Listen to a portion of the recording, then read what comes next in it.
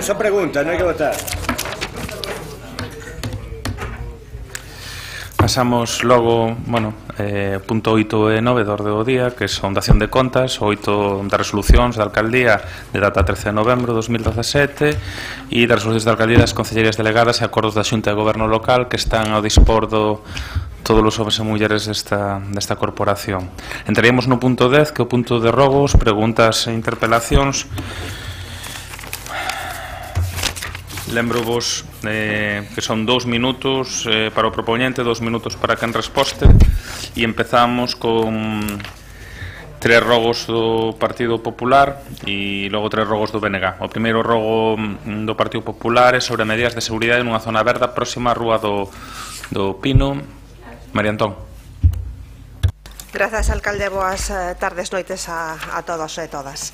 Pois, este rogo penso que sería moi acaído para os nosos compañeiros do Partido Socialista, pero non deben de ir moito pola súa sede regional, porque de outro xeito estou segura que non se lles pasaría o deterioro da varanda e a inseguridade da contorna, porque son evidentes, e como xa está exposto na exposición de motivos, non vou a consumir máis tempo, e simplemente formular o rogo que o correspondente órgano municipal pois proceda a repoñer a deteriorada varanda da zona verde próxima ás Rúas do Pino e Anxo Casal, e que se engada algunha outra medida de seguridade para proteger a zona do desnivel que hai ata a vía que lle serve de acceso á estación de autobuses. Grazas. Rafael. Xa procedimos á súa reparación e espero que quede resolta nos vindeiros días.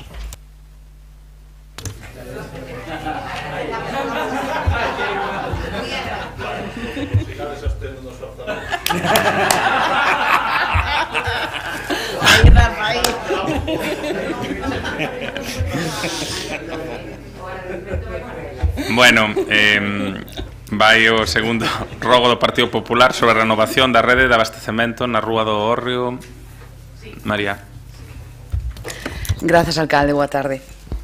A mellora dos servizos de abastecemento e saneamento ven sendo unha prioridade na política municipal. Aconteceu nos últimos tempos na Rúa do Hórreo, no tramo comprendido entre a rotonda da Avenida de Lugo e o cruce coa República Argentina, no ano 2016, no pasado verán, pois houve 2 cortes de suministro, como digo, no anterior ano e 4 neste, que viñeron motivados por reventóns da rede que supuxeron grandes molestias para o conxunto da veciñanza e perdas económicas nas actividades comerciais e hosteleiras que hai na zona. Parece que a obsoleta conducción resulta incapaz de atender as crecentes demandas, xa non abonda coa simple reparación, senón que fai preciso unha mellora integral na rede deste tramo.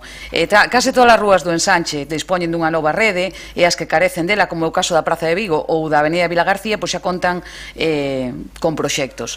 Xa que logo, como queda pouco, é unha zona que ven sendo víctima de todas estas molestias, e interesamos que por parte do órgano correspondente do Goberno Municipal se lle dé a prioridade na planificación da mellora do sistema de abastecemento da Rúa do Hórreo, comprendido, como dixen, entre a Avenida de Lugo e o cruce coa República Argentina, procedendo, canto antes, se é posible, á redacción e execución do correspondente proxecto de renovación integral da rede de suministro de auga neste tramo. Máis nada, moitas grazas. Chao.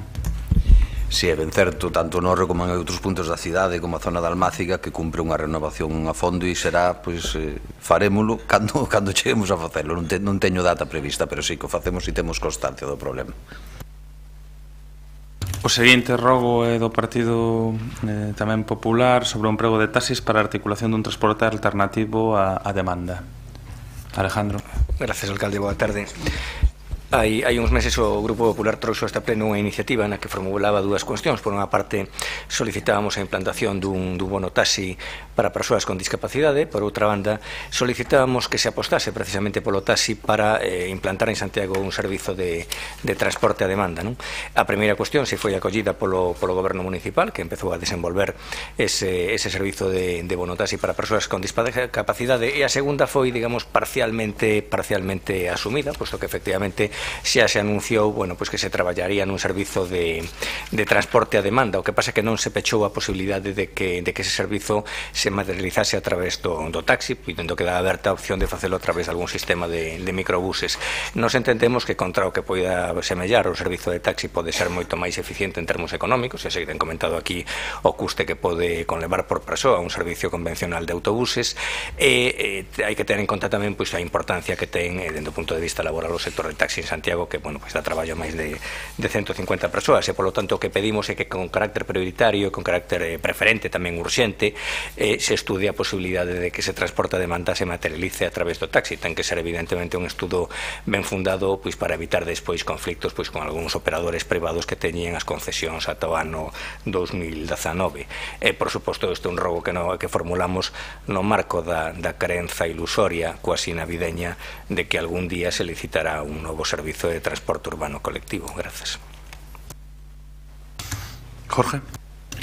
Pois a min, Alejandro, sorpréndeme que fagas esta pregunta, porque ti estabas precisamente na reunión do Pacto Local pola Mobilidade, na que anunciei precisamente que o estudio de transporte a demanda para o rural diferenciábamos especificamente do resto do contrato, do resto do prego, porque estábamos estudiando a opción de que se puidera facer a través da asociación de taxi como un desos posibles prestadores do servicio. Por lo tanto, estamos totalmente de acordo ca petición e así o expresamos a fai 20 días nunha reunión na que estabas. O seguinte rogo do BNG para a mellora da iluminación na Rúa Toro e colocación de anclaxes aos contenedores. Rubén. Brevemente, porque xa está explicado no propio rogo, non? Esta é unha demanda dos propios veciños e veciños da Almáciga. Existen problemas no barrio importantes de iluminación, en concreto pois na Rúa de Touro, e por outra parte pois se ten denunciado a falta de anclaxes do que son os contedores, non? Recentemente, incluso cos ventos da tormentana, pois se puido ver como eses anclaxes pois son realmente necesarios, non? Por lo tanto, o que estamos a pedir aquí é unha revisión da iluminación da Rúa de Touro e ao mesmo tempo que se fagan anclaxes para o que son os contedores do barrio. Xanduro. Si, xa temos constancia desa petición, xa fixeron o alcalde tamén, e, bueno, pois o antes que poidamos atenderemos o do anclaxe rápido e o da mellora do alumeado, pois entendo que cando entre o orzamento. O seguinte rogo é o rogo do BNG tamén para que se iluminen os accesos ao Hospital de Conxo e se canaliza a auga estancada do aparcadoiro. Goretti. Sí, realmente queremos agradecer a dilixencia con que unha vez presentado o rogo pois xa se solucionou da iluminación aos accesos ao hospital. É certo que a seguranza é importante nesa zona e, por tanto, que haxa unha boa visibilidade é fundamental. O que queríamos era deixar constancia de que había outra cuestión incluída neste rogo, que é esas lagoas de auga que quedan estancadas na zona do aparcadoiro, polo que se poida corrixir iso e que se faga a debida canalización para que os vehículos para que a xente poida acceder aos vehículos sen mollarse, non?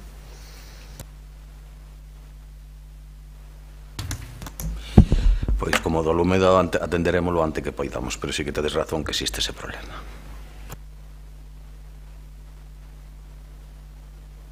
E o último dos rogos do BNG para modificar as ordenanzas que proíben a colocación de cartéis en Santiago de Compostela. Sí, moitas grazas, señor alcalde.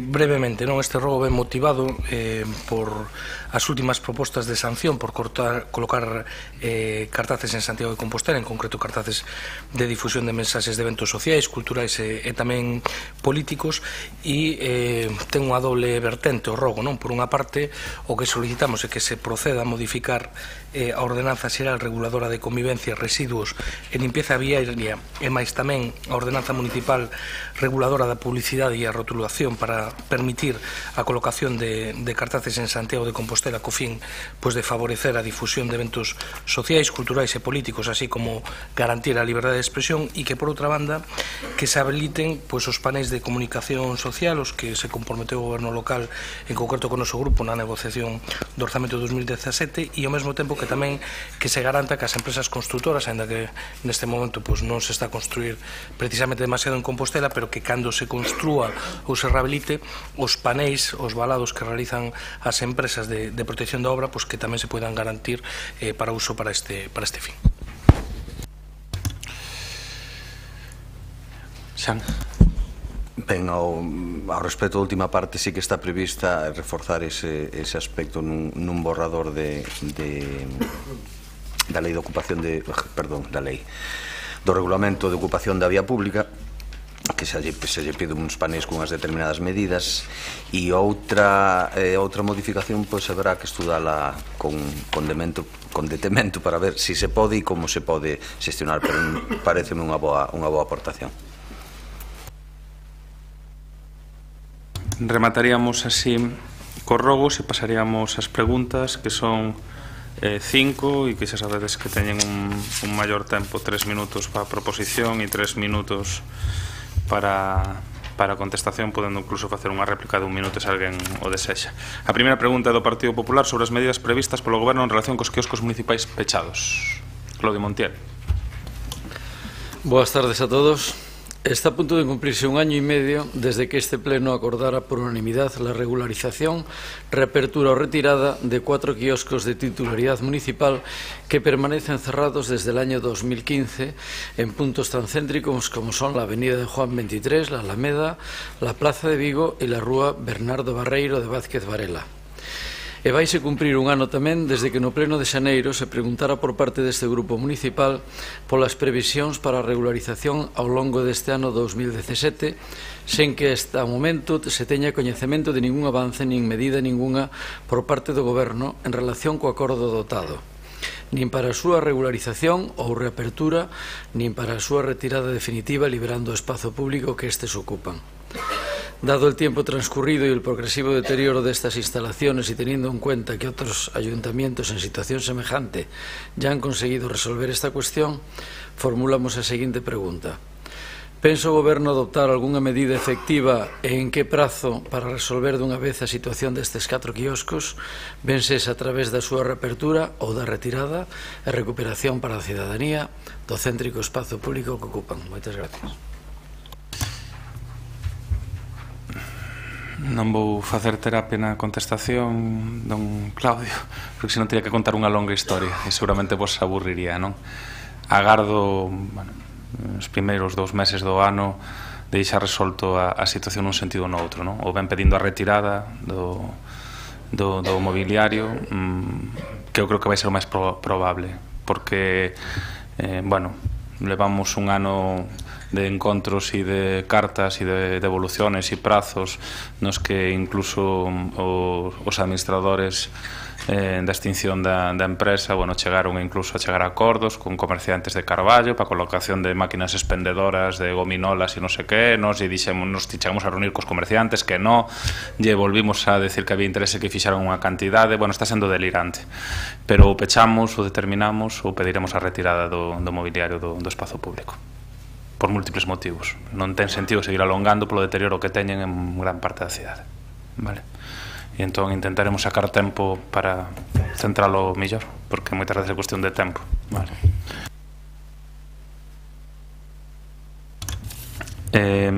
A seguinte é unha pregunta do Partido Popular sobre o inicio do sistema de rotación para o aparcadoiro disusorio da Pontepedriña. Pois sí, boas noites, alcalde, compañeiros. Este a verdade que é un máis dos recordatorios que nos vemos obrigados a facerlle a este goberno das moitas cuestións prometidas por el mesmo ou comprometidas cos grupos deste pleno ou coa cidadanía que siguen esperando a súa atención.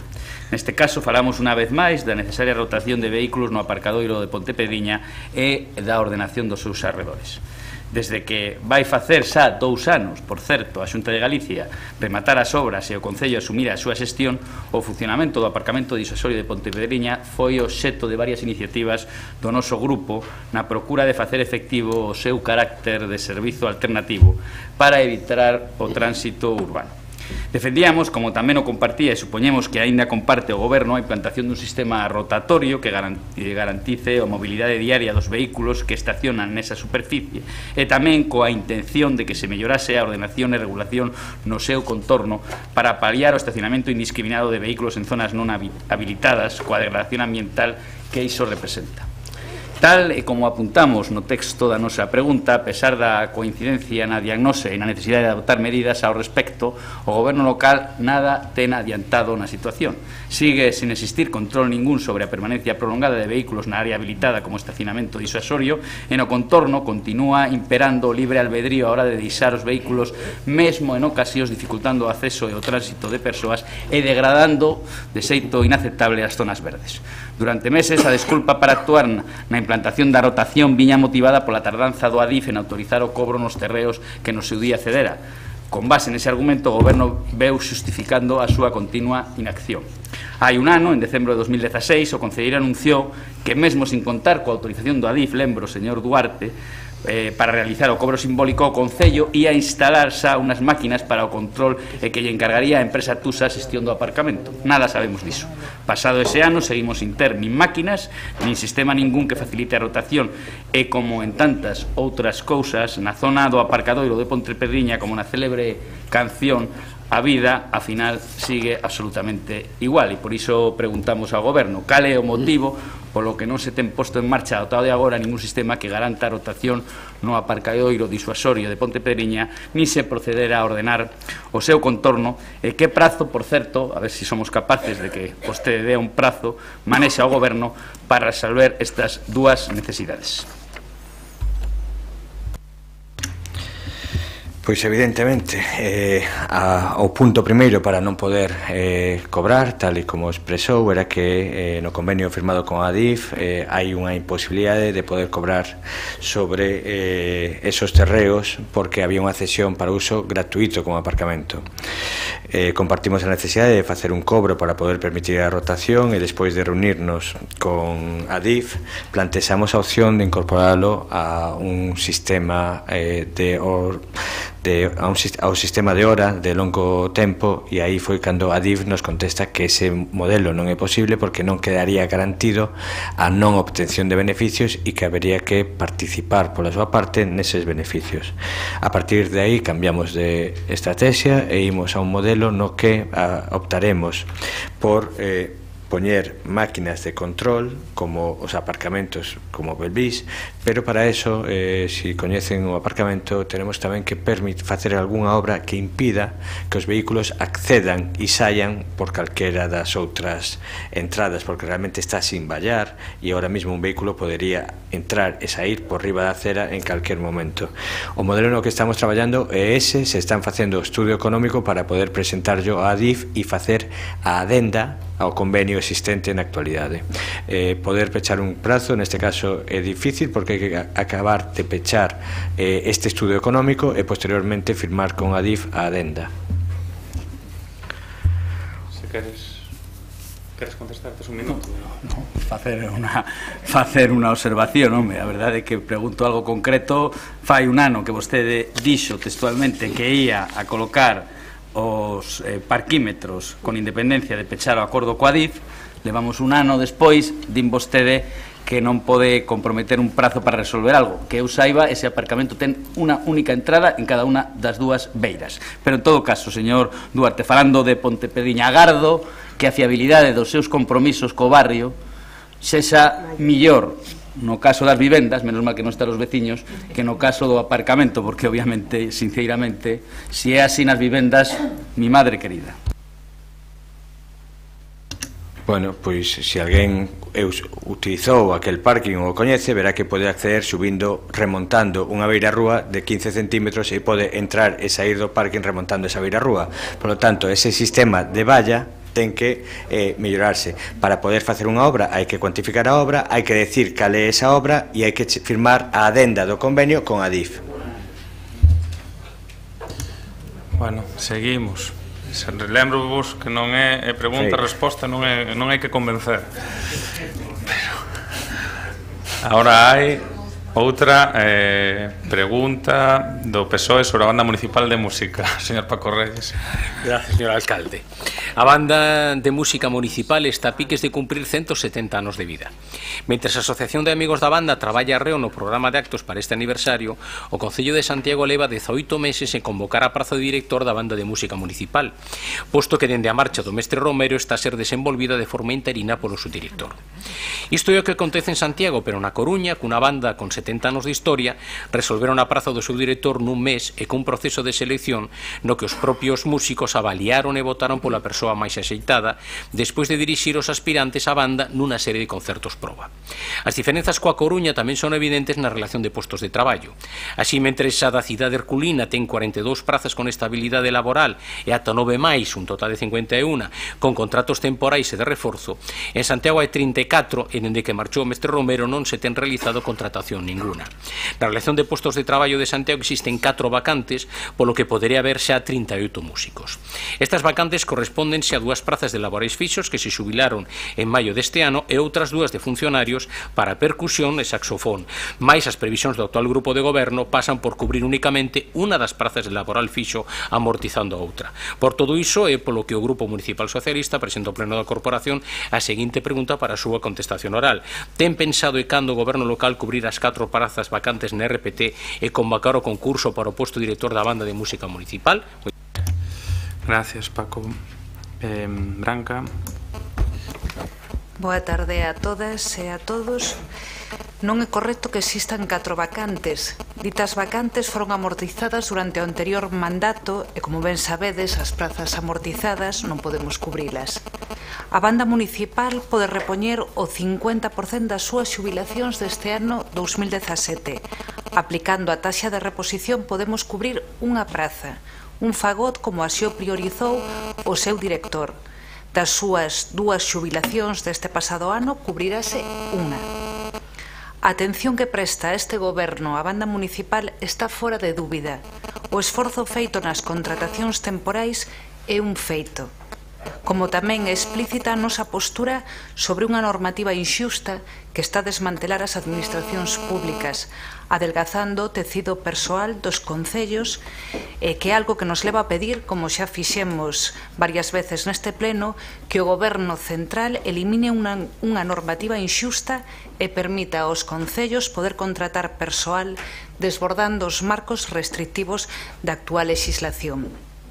Sobre o concurso do posto de director, a nosa postura é transparente. Confiamos a programación das 2 vindeiras tempadas a Casiano Mouriño, actual director da banda de música, co que presentei o pasado 14 de decembro a programación especial que celebra o 170 aniversario da banda con colaboracións e actividades destacadas como concertos especiais coa banda de Coruña o 21 de xuño, Día Europeo da Música, e 11 de maio dentro das festas da Ascensión conxuntamente ca Real Filarmonía. Queres dicir algo? Tedes un minuto, Paco? Gracias. No, primeiro que os datos son de RPT 2017, por lo tanto, algún problema de lectura ou de interpretación por parte de algún de nós, porque son datos de RPT. Segundo, non se respostou nada con respecto aos reforzos.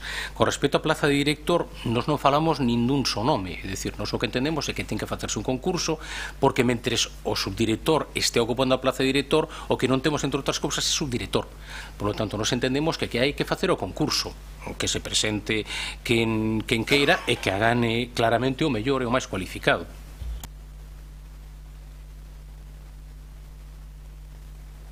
Bueno, creo que contestou Paco, pero por completar a Branca, nos fixemos 4 contratacións por programa cun período de 2 anos aproveitando o 170 aniversario, e hai poucos departamentos que puidéramos ter feito eso. E só hai que ver a partida que levamos no orzamento para a propia banda e para o 170 aniversario. Eu creo que hai que ponderar respecto a outros servicios do Concello.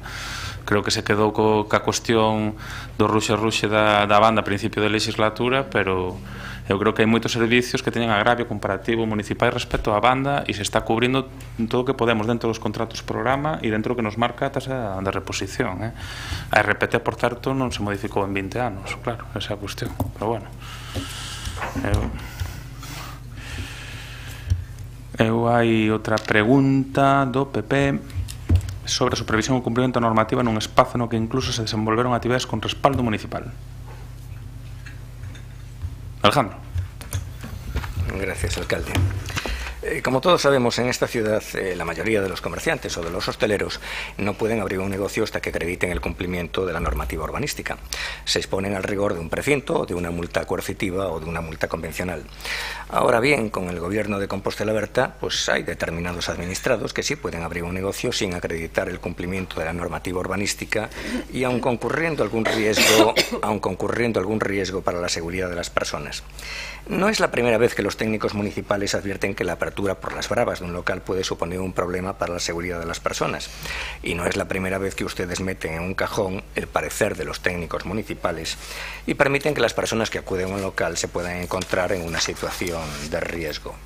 Pueden ustedes fingirse sorprendidos y preguntarme si les estoy reprochando un trato de favor con algunos concretos administrados respecto a la mayoría de los ciudadanos. Pues claro que sí.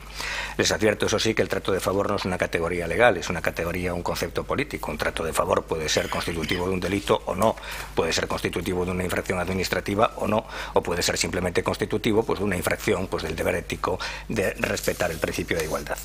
Lo cierto es que ustedes no le exigen a todos los ciudadanos el cumplimiento de la normativa. Es evidente que hacen excepciones y yo, lógicamente, les formulo un reproche político. También pueden ustedes fingirse sorprendidos y preguntarme si les estoy reprochando la posible puesta en riesgo de la seguridad de las personas que acuden a determinados locales. Pues es evidente que sí, ¿no? Y el último ejemplo es el que se contiene en el expediente de licencias y aperturas 356-2017. No es cuestión de dar nombres. Permitieron y hasta promovieron la realización de una actividad mercantil en un local sin cobertura legal y conscientes de que la apertura del local podía suponer un riesgo para la seguridad de las personas, decidieron meter el expediente en el cajón.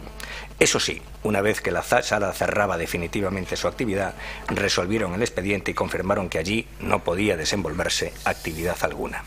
Por lo tanto, cabe formular pues, una pregunta, un conjunto de preguntas que vendrían a ser las siguientes. ¿Por qué promovieron ustedes actividades en un local sin cobertura urbanística? ¿Por qué? Y la pregunta o las preguntas las dirijo fundamentalmente al señor Duro, no reaccionaron ante una actividad sin cobertura legal. ¿Por qué durante la realización del festival de música no controló la policía local si el local contaba o no contaba con una comunicación previa eficaz? ¿O por qué pasado el día 25, que es cuando el Concello declara ineficaz la comunicación, la solicitud de la comunicación previa, por qué desde entonces tampoco la policía local controló la efectividad de la medida cautelar que se había dictado ese mismo día 25? En definitiva, ¿cómo explican ustedes la diferencia de trato a la hora de controlar las actividades de unos hosteleros sí y de unos hosteleros no? Porque unos pueden desarrollar un negocio al margen de la normativa y porque a la inmensa mayoría se les aplica o se les exige con rigor esa misma normativa. Gracias. Muy ben, Jorge Duarte.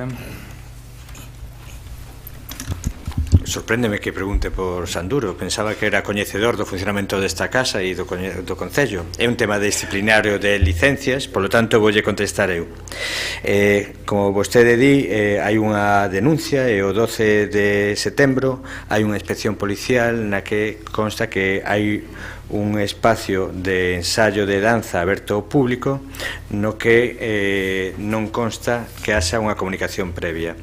O día 18 presentan a comunicación previa de inicio de actividade do local como un local de ensayo de teatro, falando tamén no mesmo documento da posibilidade de abrir esos ensayos a un máximo de 49 persoas.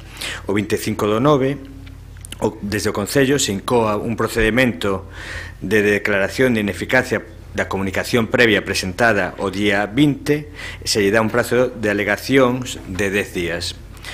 Esta comunicación é recibida polos propietarios o 6 de outubro. A partir de aí non consta que houbera ninguna actividade nese local e definitivamente o 11 de decembro declárase a caducidade, faise a declaración de ineficacia da comunicación previa con toda a normalidade, igual que se fai con todos os cidadáns. Ese é o procedimento. Creo que ademais pregúntaos aquí, pero usted tivo acceso este luns ao expediente e como poderá ver non hai nada extraño no mesmo. Un minuto, señor Alejandro. Me dirigía más al señor Duro que a usted por dos motivos. Primero, porque, dicho con todo el cariño, a usted ya le doy por imposible en cuanto a lo que es el aseguramiento de la normativa. Y, en segundo lugar, porque el aseguramiento de la normativa, más allá de la inspección puntual que puede hacer el inspector urbanístico, que es uno o dos que hay en esta casa, adscrito, bueno, que depende, son policías municipales, el control lo hace el conjunto del cuerpo de la policía local. Lo que usted no explica es por qué ese control no se hizo antes del día 12, ni tampoco explica por qué después del día 12 no se dio efectividad al decreto que usted mismo firmó. Eso es meter un expediente en un cajón, señor Duarte. Jorge. Eu non sei porque anda sempre con ese tipo de expedientes no caixón, porque está totalmente transparente. Hai un informe de un policía local que visita o día 12 e mire se estaba nun caixón ou non, que o día 18 o policía local vai o día 12 de setembro e o día 18 se lle fai a comunicación aos propietarios de que non ten comunicación previa e que ten que facer esa declaración. Por lo tanto, se vostede pensa que é meter unha cousa nun caixón cando se contesta por parte do Concello desde o día 12 que hai a inspección policial, o día 18, 20 con entrada, 20 con informe da policía, entra a comunicación previa e o 25 se lle contesta a esa comunicación previa, xa me dirá cales son os tempos de meterse no caixón, porque a inspección policial é do 12, eles presenta a comunicación previa o 18 con entrada oficial no registro, o 20 e o 25 de setembro se declara a ineficacia. Bueno, gustaríame ver os tempos do PP para resolver os problemas, porque isto está resolto en 5 días. Bueno, claro. Un minuto, agotado. Pregunta oral do BNG respecto do paso do bus urbano pola Rúa do Pino. Oxe, a Rúa do Pino está de moda. Moitas grazas, señor alcalde. Bueno, é unha débeda histórica, non? Ainda que prestemos algo de atención non só a Rúa do Pino, do Touro e de Touro, nin o conxunto do barrio de Almáciga, non? Isto ten que ver precisamente con esa débeda histórica, non? Unha das cousas que eu creo moi positivas que anunciaba o concelleiro Jorge Duarte cando se presentou pois a nova proposta de novas líneas de bus urbanos é precisamente pois algo que era unha débeda histórica co barrio de Almáciga e é que o bus urbano pase polo barrio, non? Cosa que nos parece desde logo moi positiva, non? O que nos plantexa unha dúbida, non? O circuito que está sinalado que se corresponde co circular cero, creo, non? Que é o que vai ser con un bus máis reducido e que vai cubrir parte da zona histórica. Bueno, pois ten o seu traxecto, se non me equivoco, subindo pola Rúa Betanzos, Rúa do Pino, Touro, Pastoriza, para baixo, non? Claro, aí hai un tramo onde, polo menos, na situación actual non é compatible o paso do bus co resto do tráfico, non? Entón, a pregunta é que medidas ten pensado tomar o goberno municipal para garantir o funcionamento da liña de bus urbano a respecto da situación actual do tráfico do aparcamento no barrio, non? Jorge. Ao principio consume un pouco de sorpresa a pregunta pola Rúa do Pino, porque parece que todos estamos preocupados agora pola sede do Partido Socialista. Realmente é un problema de estreitez, porque hai aparcamento nunha zona entre o Colexio Santiago Apóstol e máis e a saída hacia Almáciga. Haberá que ver se é necesario reducir unha banda de aparcamento ou podemos... Bueno, hai doble dirección ali e realmente cunha banda de aparcamento que hai un certo estreitamento.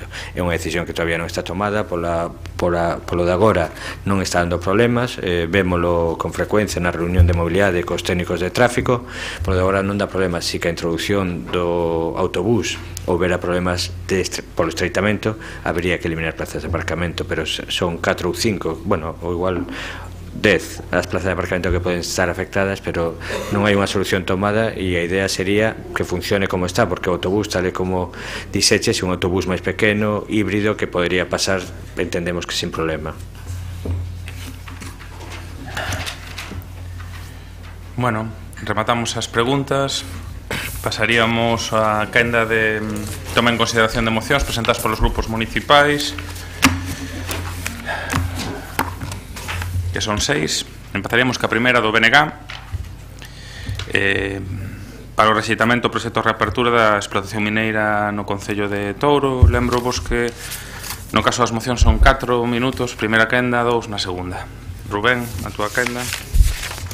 Bueno, defender eu comezando primeiro... Disculpa, Goretti, a túa quenda.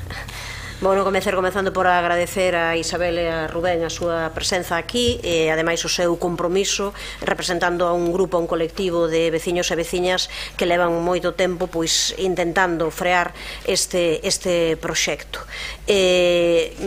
Por que e o que supón o proxecto? Hai moitísimos informes, non, que se poden ver, informes moi potentes como da Sociedade Galega de Historia Natural, onde fala xustamente de cuestións que tamén xa foron expostas aquí por parte da veciñanza, o que supón canto a desaparición de regos, de camiños, de seguranza, as ameazas para núcleos de poboación que están próximos, para servizos que están próximos desas boaduras, da posibilidade de ameaza de rotura de diques de contención, especies ameazadas. Xa hai estudos sobre o que significaría para o salmón no Ulla, o que significou xa noutros momentos cando estivo a mina aberta e o que pode significar nestes momentos, e sobre todo relacionado con xustamente ir poñer unha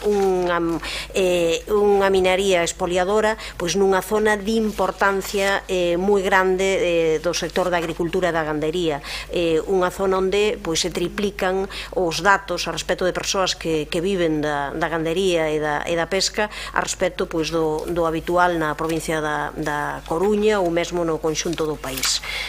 Daquela o lóxico é que fagamos unha oposición clara a este proxecto, xa digo, a un proxecto que ademais está sendo moi contestado socialmente, onde houve xa moitos concellos, como ben foi dito, de distintas cores, con corporacións moi plurais que por unanimidade se opuxeron a este proxecto, e nós, polo tanto, agardamos que o Concello de Santiago tamén, neste caso, se consiga unha aprobación unánime por varias cuestións. Primeiro, porque xa cando se fixo a actividade do abandono da actividade mineira hai 30 anos non se fixo ningún traballo de restauración, e aquilo acaba sendo absolutamente unha esterqueira.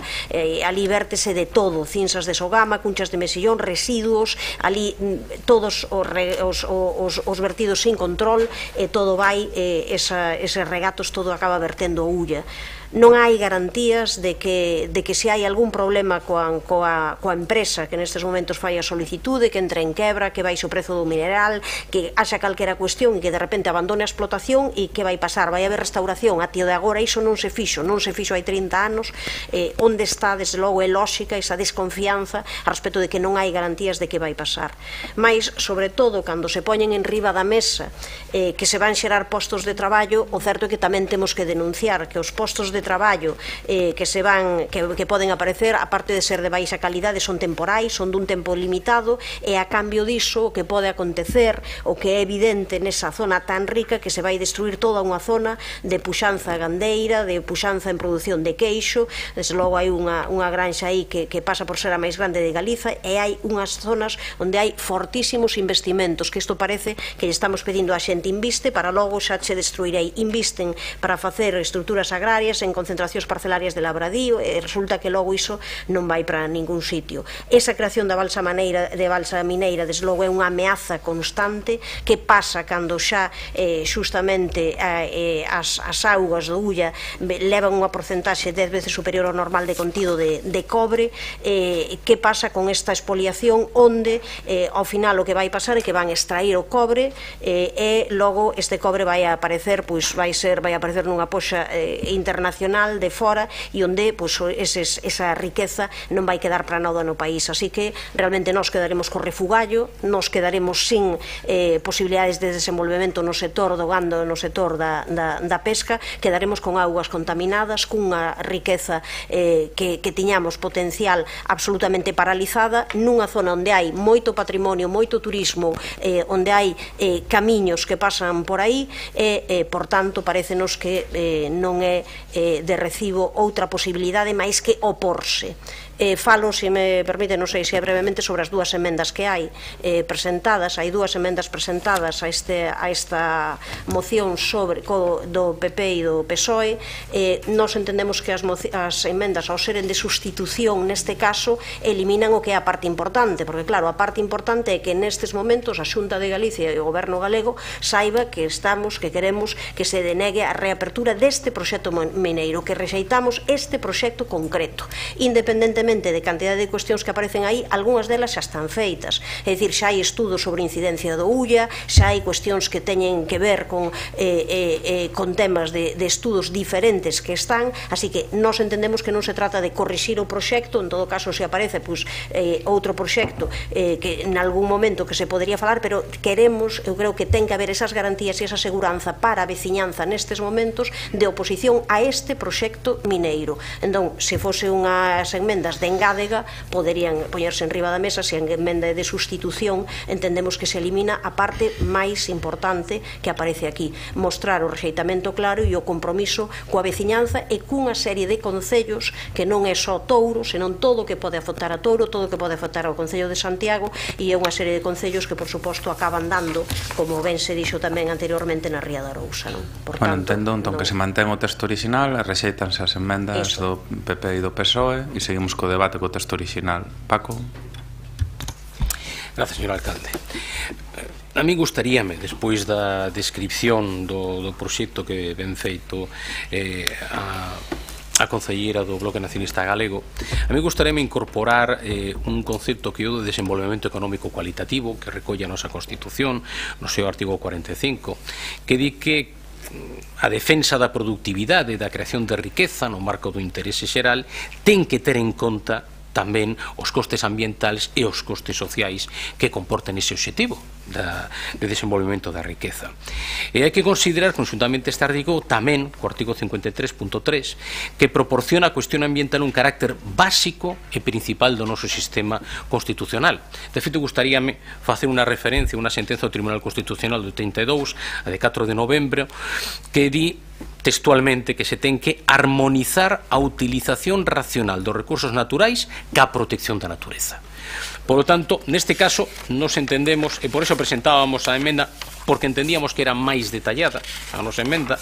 Nos estaríamos encantados de que incorporen como emenda de engadir todos os plantexamentos, porque nos entendemos que faltan moitísimas cuestións para poder valorar este proxecto. Nos o certo é que, como todos os grupos as teñen, non imos facer unha lectura das 24 propostas para engadir, porque as coñecen e alongaríamos moito. Si o aceptaran como unha emenda de adición, nós non teríamos problema en votar a favor dos 3 puntos da proposta do BNG, porque entendemos que isto que fai de alguna maneira é enriquecer e por de manifesto por que se rexeita este proxecto. Moitas grazas. María Antón. Grazas, alcalde, boa noite de novo.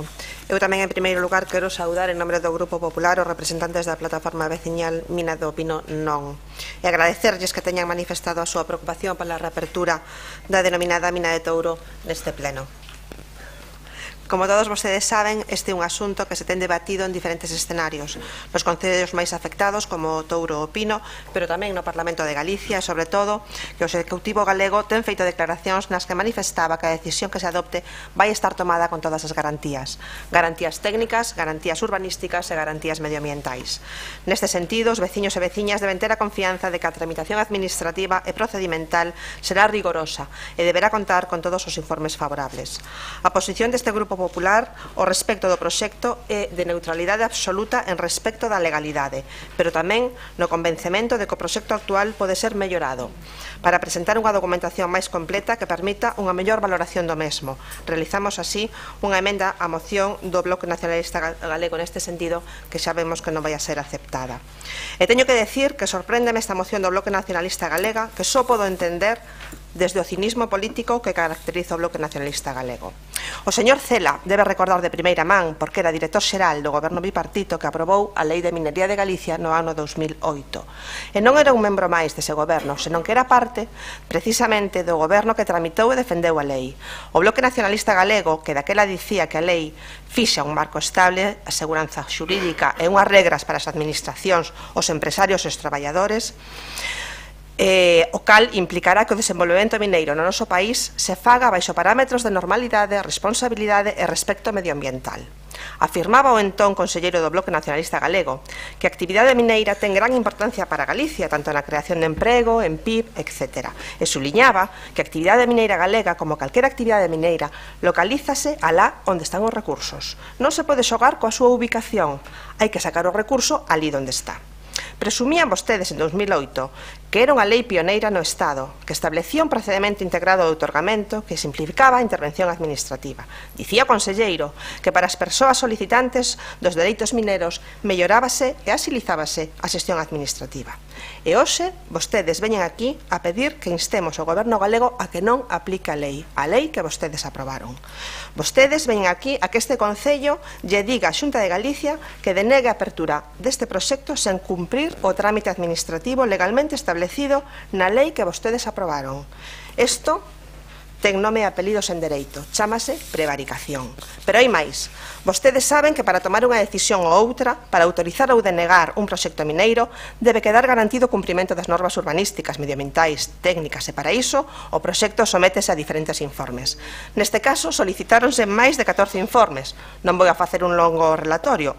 Augas de Galicia, Patrimonio Natural, Patrimonio Cultural, Estudios do Territorio, Urbanismo, a Dirección Xeral de Ganderías, Dirección Xeral de Ordenación Forestal, etc. Pero ademais saben que esta actividade está suxeita a declaración de impacto ambiental e as instalacións que se realicen precisarán tamén dunha autorización ambiental integrada. Tamén saben que estes informes os realizan os técnicos competentes en cada caso e non podo creer que vostedes estean suxerindo que os empregados públicos non saben facer o seu traballo, que non saben aplicar a lei. E vostedes pasan por riba da legalidade e piden o rexeitamento. Nós optamos por presentar unha emenda que pide o estricto cumplimento da Lei de Minería de Galicia, que, volvo a repetir, aprobaron vostedes no ano 2008. E nos sumamos á iniciativa que xa se debateu no Concello de Opino e reproducimos o acordo do bandito Concello na nosa emenda e solicitamos tamén garantías financeiras, garantías medioambientais, modificacións do proxecto para garantir un plan de risco derivado dos labores de explotación e un plan de xestión de residuos, así como melloras ambientais para eliminar a contaminación existente. Pero isto non supón que apoyemos a reapertura da explotación mineira. Isto supón que creemos na democracia, que creemos na seguridade xurídica que aportan as leis e o corpus normativo vixente.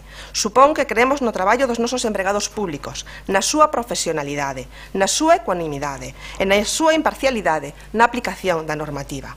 E vostedes só creen no rédito político que poden sacarlle a este tema polas inquedanzas dos veciños e veciñas dos concellos do Pino e do Touro especialmente, en xeral da contorna destes concellos. É unha mágoa que o BNG utilice asuntos como este na contienda política e lamentamos que non acepte a nosa emenda. Nada máis, moitas grazas. Gracias. Xanduro.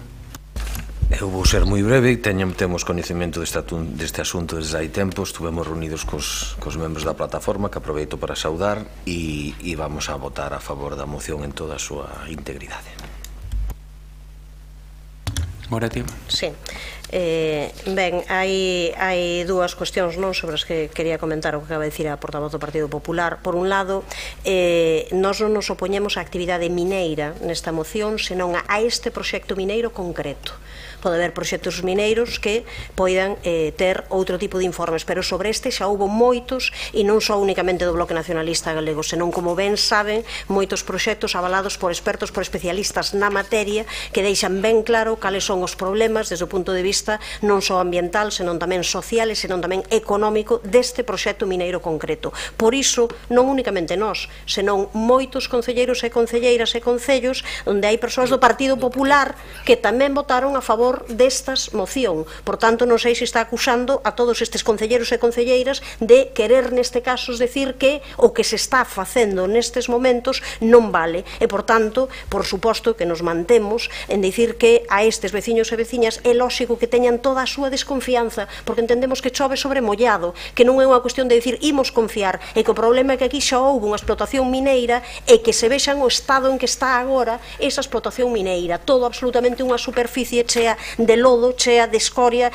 chea de algo onde non se fixeron e se está continuamente facendo algo onde non hai ningunha responsabilidades. Así que, claro, o único acordo posible sería, vale, señoras e señores, o primeiro que faguen é obriguen a empresa a restaurar antes de calquera outro proxecto que poña en riba da mesa os solos e as augas contaminadas pola anterior explotación. E logo, se queren, falamos. Cando demostren iso. Aquí temos un problema dunha serie de empresas sobre as que habería que falar do que estiveron, do que se fixo neses momentos, e temos en riba da mesa tamén, por suposto, como non podía ser de outra maneira, toda a desconfianza do que vai acontecer con este proxecto. Por tanto, non nos opoñemos á actividade mineira, opoñémonos a este proxecto mineiro concreto. Entendemos que é absolutamente desafortunado que se queira desta maneira descualificar o traballo que se está facendo desde ali, desde a veciñanza, que coñecen in situ este territorio e o que significa, xa digo, desde o punto de vista da riqueza tamén económica para a zona.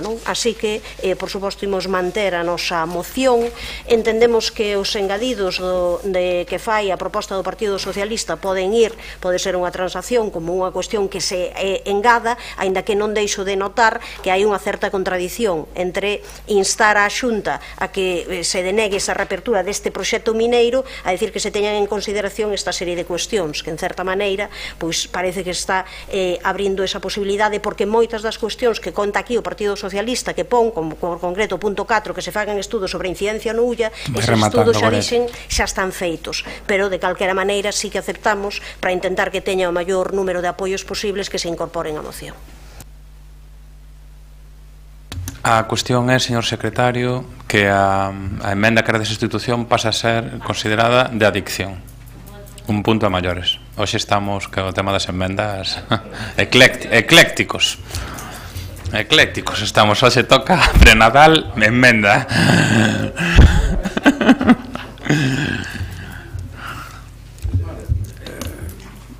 Vamos a ver. Pero, sabe que pasa? Que antes aceptaron en boche, co cal, bueno, eu creo que se abrimos. Pero aquí o que se fala é dunha emenda de sustitución. Sustitución é sustituir un texto por outro. Non, pero eles en boche din que fan a proposta de que se acepte como emenda de engádega, ou eso entendín eu no debate. Pero o que é toda a moción? A parte resolutiva. A parte resolutiva. Va a conter contradicción neste debate, pero creo que sí. Vai ser unha engádega directamente, vai ser un churro de secretura.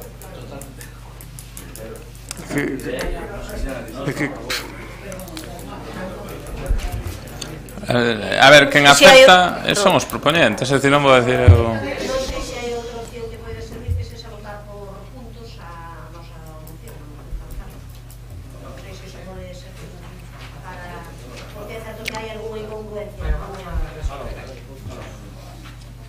Vale, Paco, fala agora, por favor, acláranos esta mele.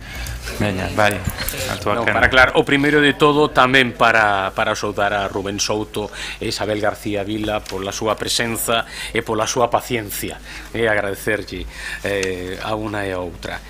Bueno, nos entendíamos, nos non estamos en contra, evidentemente, da actividade mineira. Nos o que entendemos é que este proxecto, tal e como está, con todo o que falta, nos entendemos que falta estes 24 puntos, pois tal e como está non se pode aprobar. E, polo tanto, nese sentido, se non se acepta como engadir, pois o punto 3, de alguna maneira, e o punto 2 o asume, porque que di denegar este proxecto concretamente.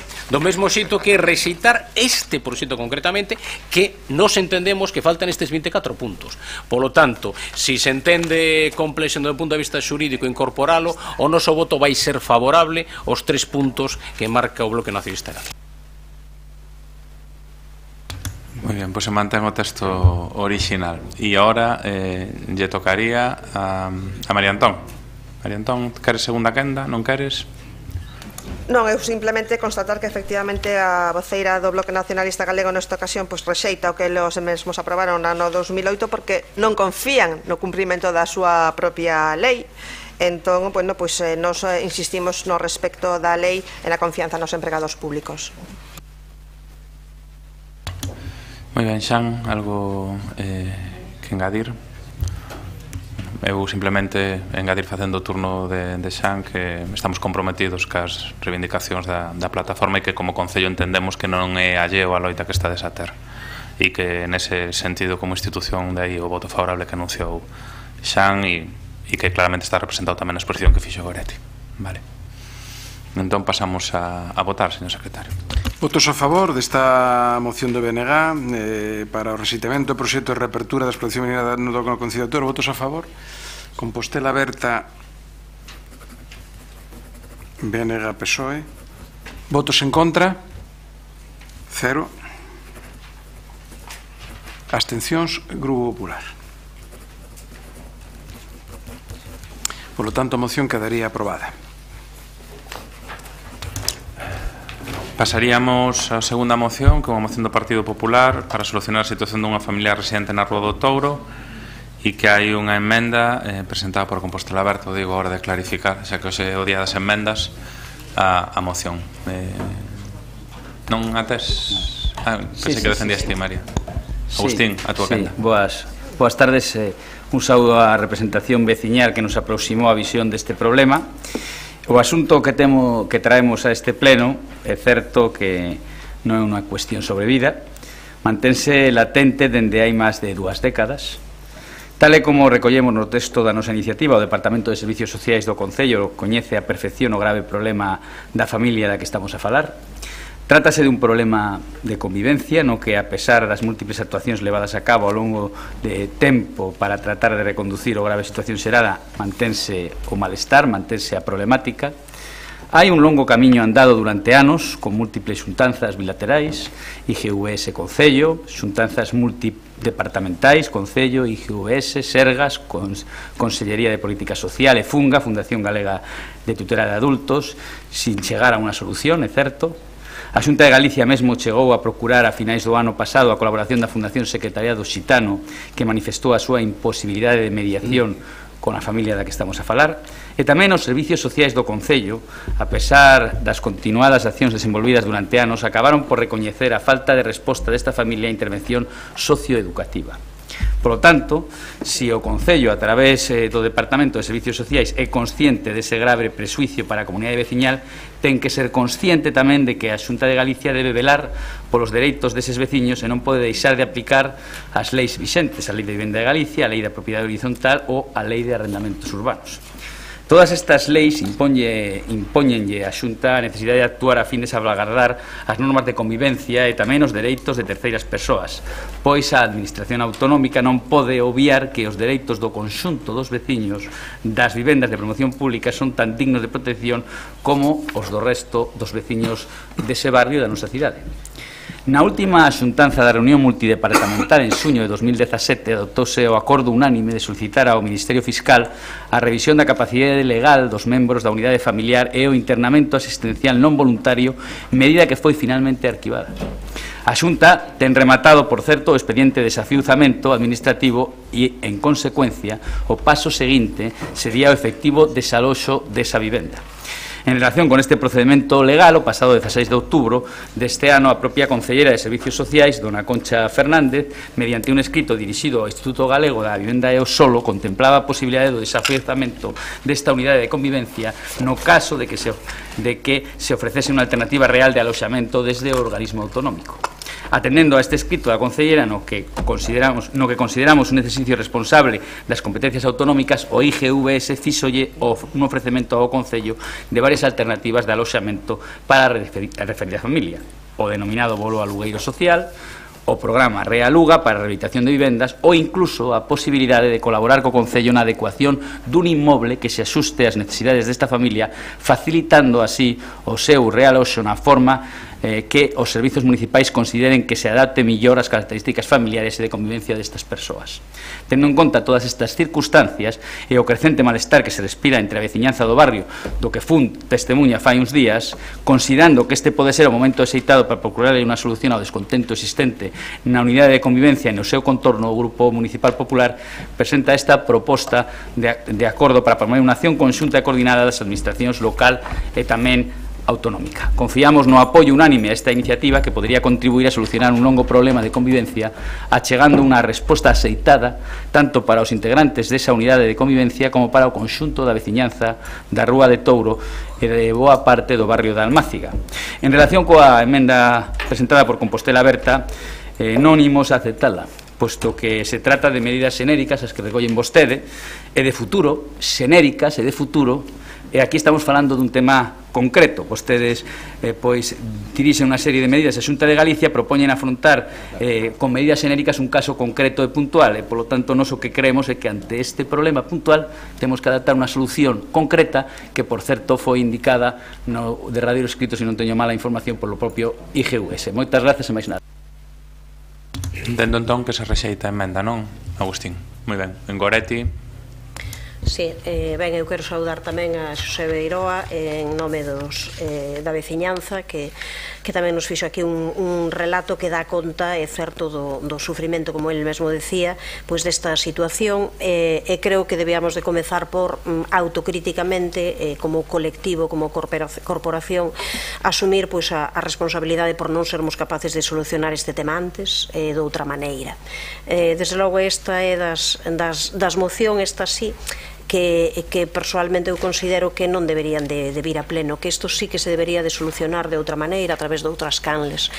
Son cuestións tan particulares e tan específicas que o tema é, eu entendo que cando veñen é porque non se foi capaz de resolver por outras canles, pero creo que se deberían de esgotar todas as vías, non antes de vir cuestións deste tipo tan, é certo, justamente por iso, por ser tan referidas a un caso específico, a un caso concreto, entendo que temos que dar solucións a este caso e a outros moitos que poden existir a este respecto, intentando ademais facer un traballo social de medio percorrido, de longo percorrido, onde isto pois teña unha solución, aínda que entendo, xa digo, este sufrimento, e creo que ademais debemos de facer autocrítica por non ser capaces despois de tanto tempo de solucionalo e ao final vir aquí ao pleno.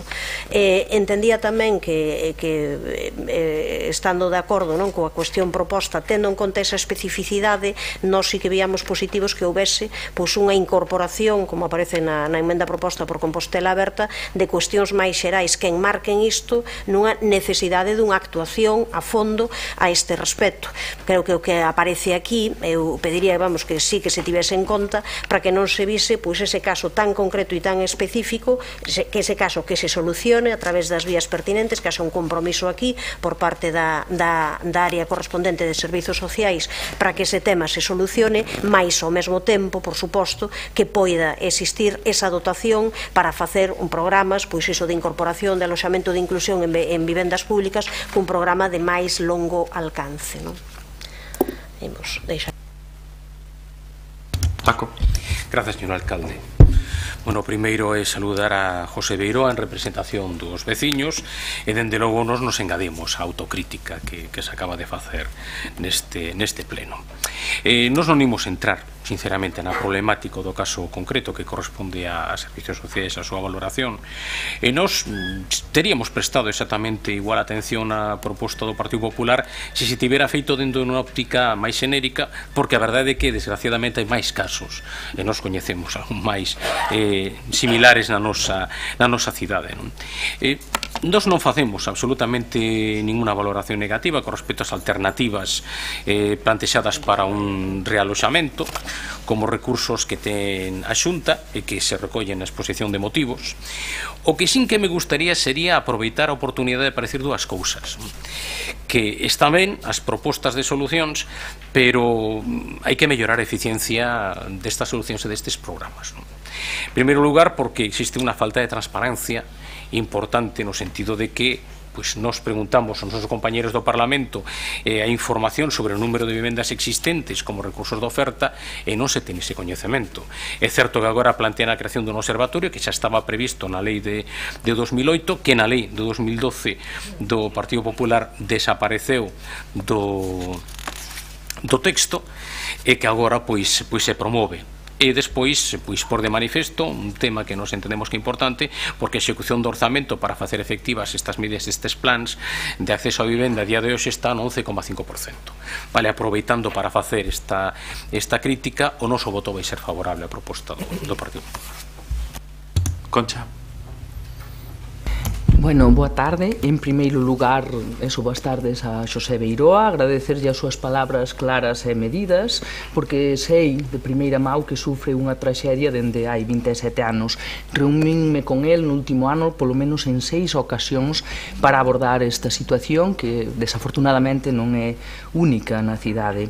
El tamén sabe ben que faremos o posible para que o gato cace os ratos, pero igual non é suficiente que nos fagamos, necesitamos corresponsabilidade, como noutras ocasións. Efectivamente, eu tamén lamento que esta cuestión chegue aquí cando está abordada técnicamente e institucionalmente donde debe estar. Trátase dun caso grave e complexo que reflicte unha situación de extrema vulnerabilidade e exclusión, no que concurren factores de exclusión social, de saúde e socioculturais, e por iso é que se arrastra durante os 27 últimos anos e que motivou múltiples e diferentes intervencións coa familia e cos distintos membros desta familia. Teño que decir que eu mesma me reunín en 2 ocasións co director xeral do IGUS para justamente tratar este tema e que intercambiamos 2 comunicacións escritas e que se reuniron en máis de media docena os técnicos de servicios sociais comunitarios e os técnicos do IGUS, da Funga, do Sergas e demais. Por iso non era necesario trasladalo a este pleno. Tamén me constan 30 intervencións e actuacións específicas durante o último ano dos servicios sociais comunitarios, traballadoras sociais e educadoras, apoiadas no programa de prevención e intervención en casos de desafiuzamento por profesionais do Colexio de Psicoloxía e do Colexio da Abogacía. Creo que son suficientes mostras de colaboración deste Concello con outras administracións, nomeadamente co IGUS e co Servizo de Menores para atender esta situación. Co IGUS, xa digo, relato repetidas xuntanzas técnicas para garantir o dereito a unha vivenda digna para esa familia en situación de extrema vulnerabilidade e para a súa veciñanza, para a súa comunidade. O dereito a unha vivenda digna é un dereito fundamental recollido na Constitución, artigo 47. Creo que ten un rango xurídico superior á Lei de Vivenda de Galicia, á Lei de Propiedade Horizontal e á Lei de Arrendamentos Urbanos que refire o Partido Popular na súa moción. Tamén consta na Constitución que é a Administración Autonómica a que ten as competencias e responsabilidades para facer efectivo ese dereito á vivenda digna. Está recollido no artigo 27 do Estatuto de Galicia. Por iso, trasladamos ao IGUS o informe social para buscar un realoxo e unha solución habitacional nunha vivenda adecuada ás características e ás necesidades da familia, preferentemente unha vivenda individual ou unifamiliar, dado que nos 27 anos anteriores nun residencial comunitario mostrouse que era moi complicada e conflictiva a convivencia. E advertimos de que no xuzgado non se iba a incapacitar nin buscar outras medidas alternativas, pero, fíxose e ali estuvemos e ali colaboramos. En cuanto a menores en situación de desamparo, a Lei de Inclusión Social de Galicia e a Lei de Apoio á Familia establece que a protección en situacións de desamparo é competencia autonómica do Servizo de Menores. Os servicios sociais comunitarios fixeron visitas, fixeron informes, activaron a Policía Local, a Policía Autonómica e exixiron ao Servizo de Menores que garantiran a protección deses menores, que, por certo, non son veciños de Compostela, tamén o deben coñecer. Por tanto, creo que non é un problema de colaboración, e tampouco se pode pretender que sea un problema dos servicios sociais comunitarios ou dos concellos en última instancia, porque non podemos ser o caixón desastre no que se depositan as responsabilidades que non se atenden noutros ámbitos e noutras administracións que teñen competencias.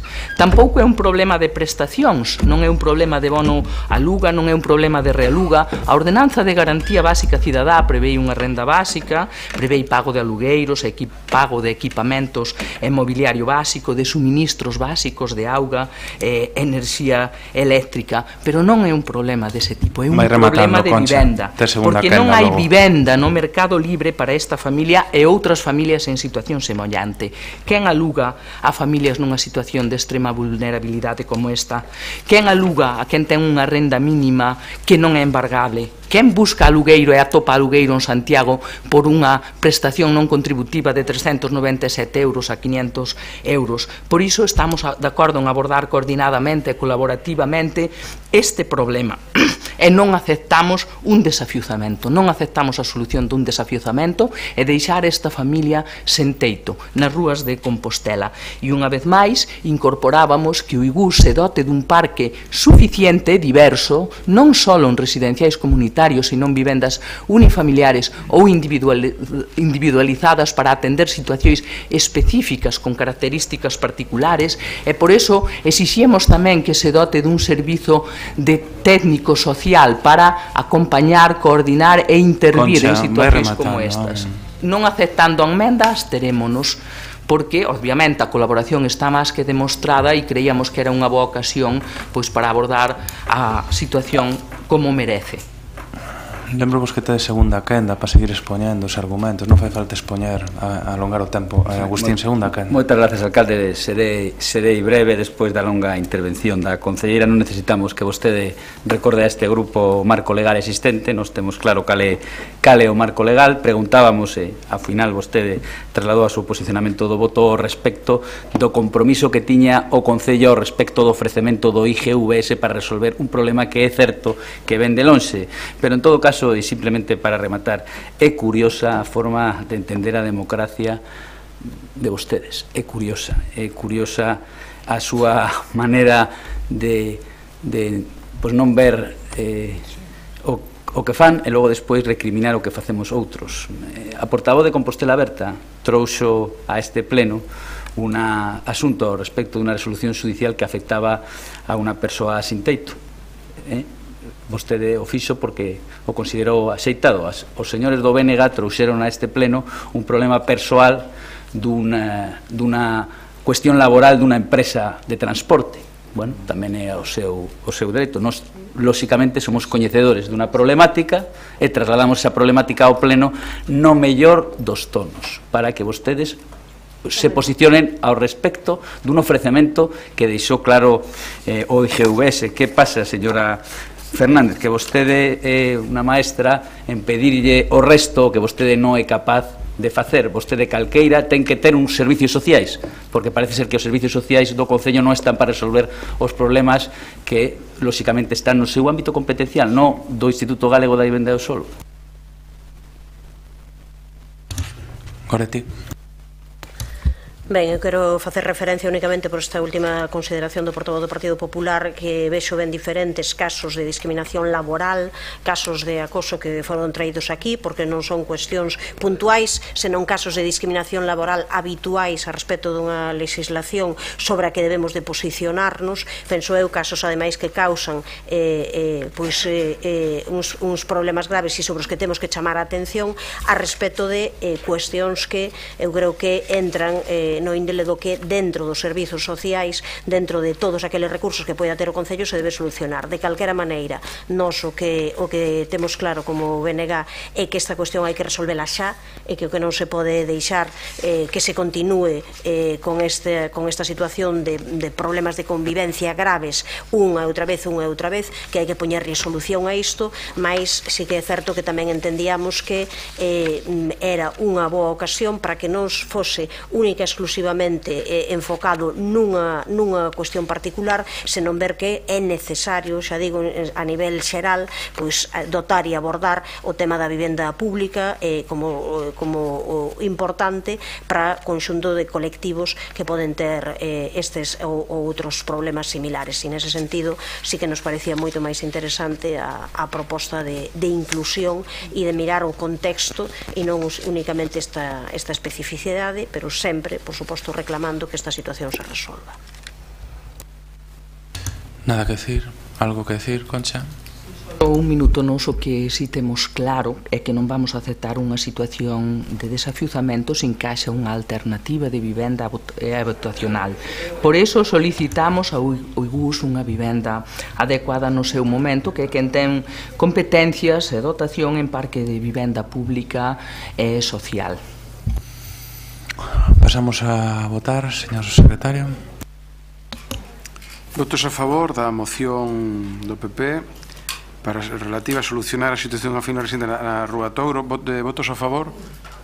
PP, PSOE, abstencións. Compostela Berta, BNG. A moción quedaría aprobada.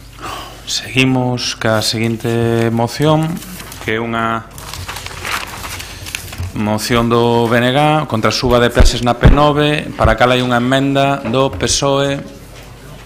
Quen a defende? Rubén Goretti. Rubén.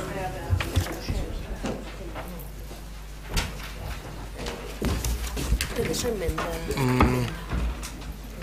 Espera un momentinho. Paco. Tedes a emenda? Que non a vimos, a emenda.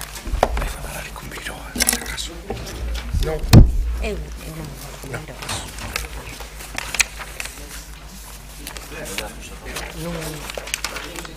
Bueno, no, pero interveño despois miro, no.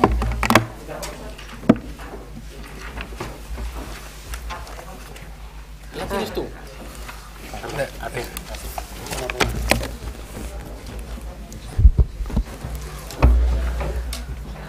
Bueno.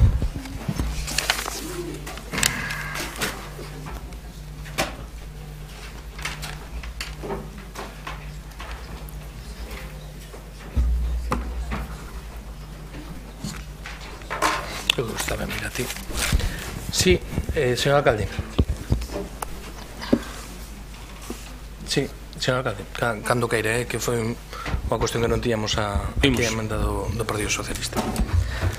Sí. Bueno, pois moi brevemente, non? Porque a historia da autoestrada P9, pois eu creo que supón un dos exemplos máis claros de saqueo do noso país, de espolio dos recursos propios para beneficio de intereses alleos, non? Tratase dun modelo de xestión de orixe no franquismo, equiparável a outros casos como o aproveitamento hidroeléctrico dos encoros ou da extracción de materiais forestais, como é o caso máis vinculado a Ence, ou de minerais, como tamén vimos de debatir agora a respecto da mina de Touro de Corcoesto. A nós hai varias cuestións que nos preocupan. A primeira é o incremento de peaxes. Desde o ano 2010 as peaxes aumentaron un 36% na autoestrada AP9.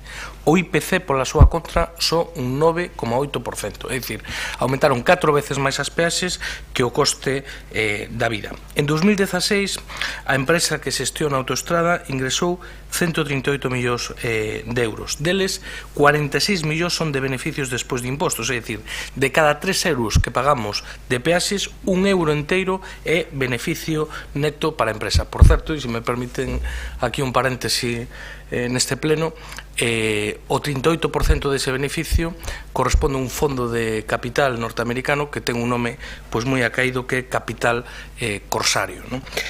A actual concesionaria ingresou nos últimos anos unha media de 380.000 euros o día, e en 2011 facía unha previsión de gañar beneficio neto 1.500 millóns de euros até 2048. Como isto non debe ser suficiente, pois o que se vende a anunciar é unha subida das peaxes o día 1 de xaneiro. Nun principio estaba previsto que fora dun 3,81%, un 60% máis da media do Estado, e onte nunha visita curiosa do Ministro de Fomento, pois anunciounos que esa subida vai ser en diferido.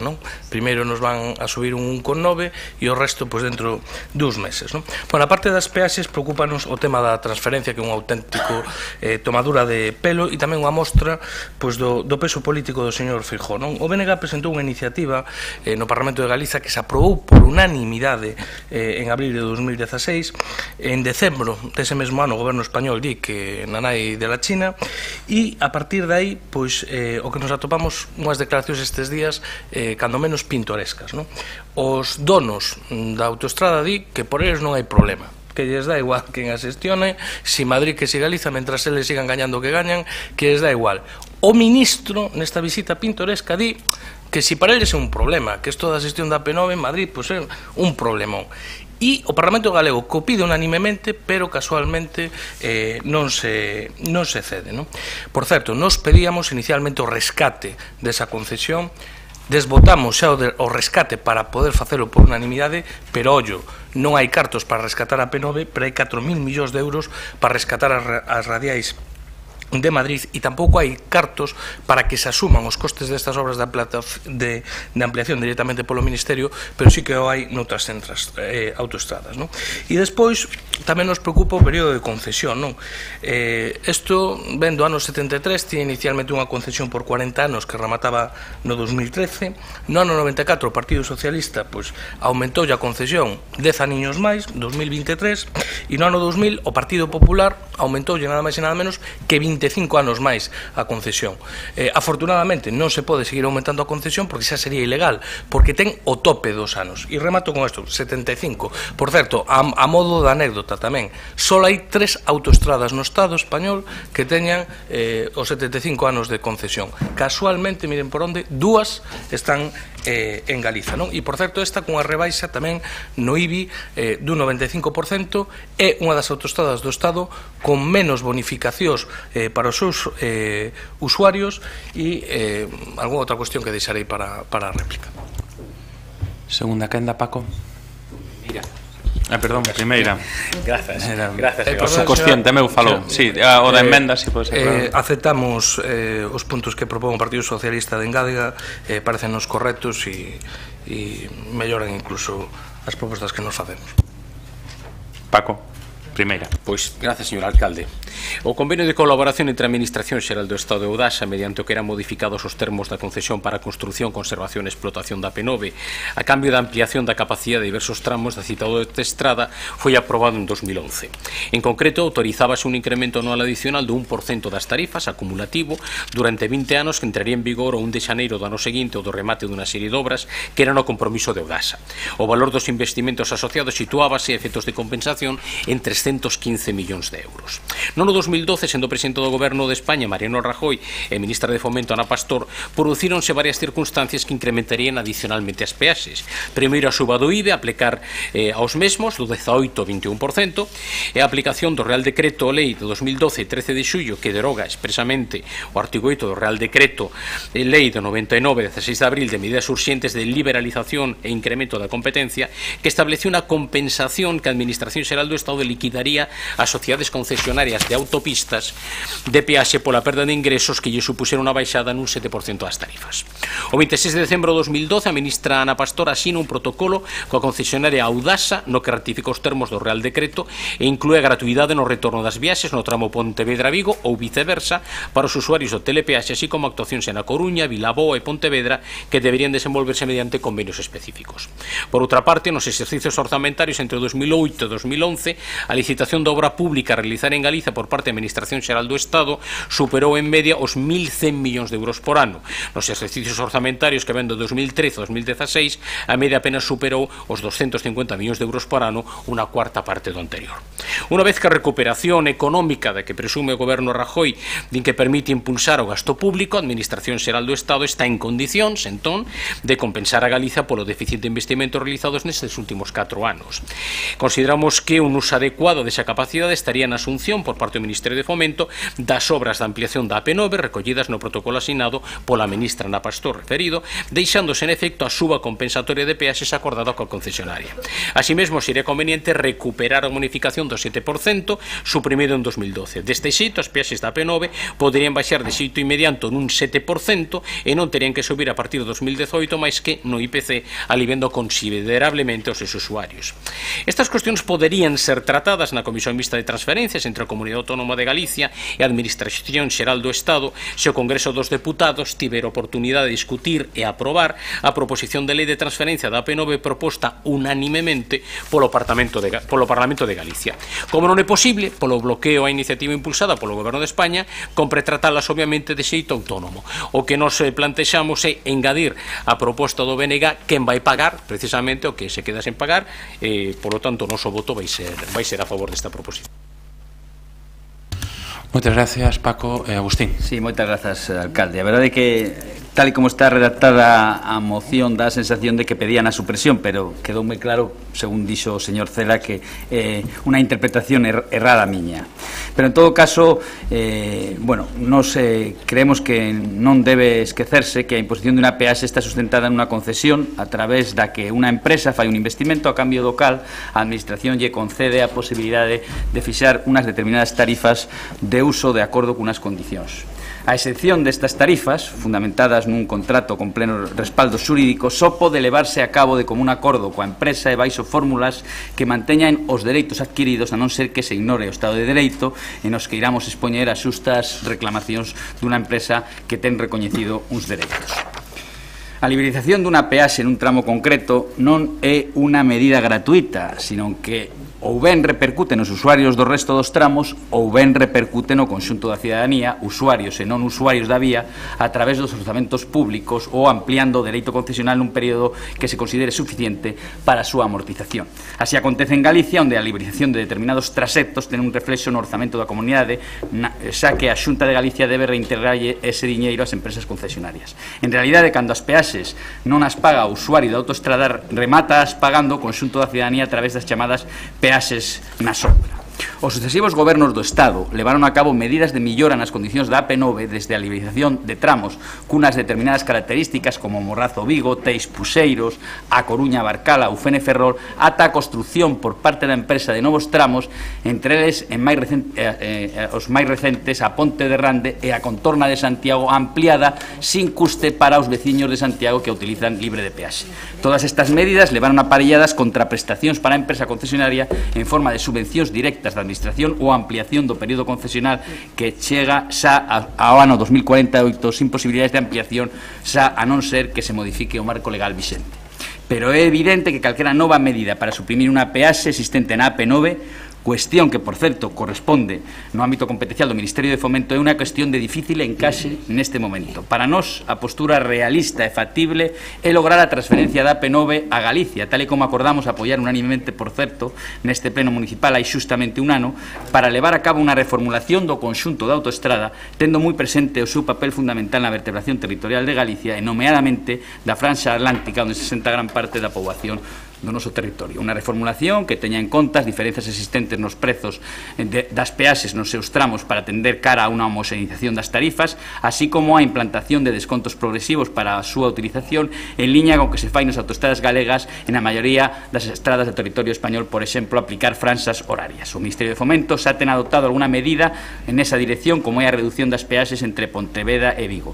Tamén, recentemente, dentro da comisión creada para a xestión da AP9, na que participa a Xunta, acordouse liberar a Galicia da obriga de achegar 7 millóns de euros, 400 millóns de euros aprobados polo goberno do BNG e do PSDG que pagaba Galicia para a liberalización dun treito da AP9. Por lo tanto, consideramos que ese é o camiño correcto no que hai que centrar os esforzos. Seguir traballando para lograr a transferencia de autoestrada, que non vai significar lograr a gratuidade, temos que ser claros, pero sí que permitirá que desde Galicia se poidesen adoptar medidas para unificar e mellorar as tarifas, tendo en conta as viaxes laborais con percorridos de ida e volta no mesmo día e incidir nas tarifas daqueles tramos que teñen un prezo por kilómetro superior á media da autoestrada.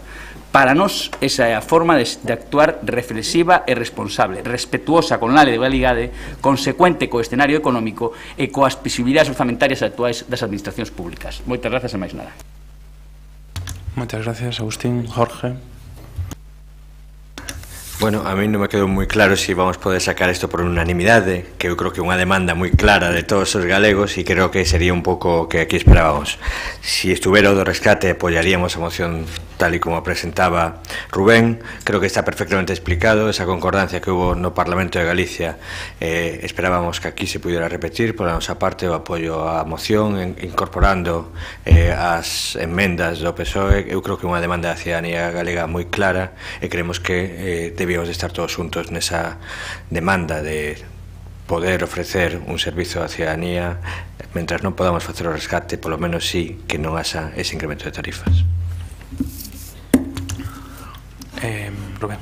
Sí, gracias, señor alcalde. Eu por puntualizar algunha cousa. Claro, decía o señor Hernández que o máis realista é pedir a transferencia, non? Xa me gustaría a mí que fora o máis realista, non? O que é moi triste é que o Partido Popular o que non ten ningún problema en votar unha cousa pola mañá en Galiza e exactamente a contraria pola tarde en Madrid. E o máis triste é que os diputados e diputadas do Partido Popular eleitos polas provincias galegas pásanse polo arco do triunfo o acordo unánime do Parlamento de Galiza. Ese é o problema, por unha banda. Por outra, pois a irrelevancia política deste país na política do Estado. E iso, pois, a AP9 pois é un dos exemplos máis claros. A min parece un recochineo, un insulto ao povo galego que onte viñera aquí o ministro e ainda por riba de saltarse un acordo plenario unánime do Parlamento de Galiza despois de escoitar as declaracións dos representantes de Itinere, ainda diga que para eles é unha carga ter a AP9 no Estado. É un insulto á inteligencia e colectivamente ao povo galego. En segundo lugar, claro, falaba o señor Hernández de descontos nas franxas horarias en función das horas e tal. Claro, a mí me parece estupendo, non? Pero fíxese nunha cousa, a autoestrada AP9 é a autoestrada do Estado español con menos descontos.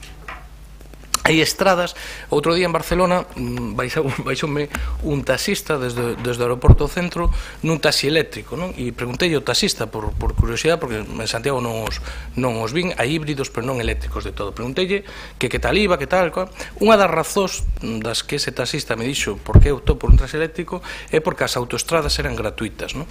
E eu dixenlle, bueno, será aquí. E o taxista, non, en todas as autoestradas. Por curiosidade preguntei ao chegar aquí e xa me aclararon que, por suposto, na AP9 eso non é así, pero nin para coches eléctricos, nin para familias numerosas, nin para traballadores habituais, nin para nada. O único que hai é o desconto do 25% na viaxe de volta en días laboráveis se entras e sales pola mesma saída. Eso é a AP9. E por último, remato con isto, mire, hai feitos obxectivos.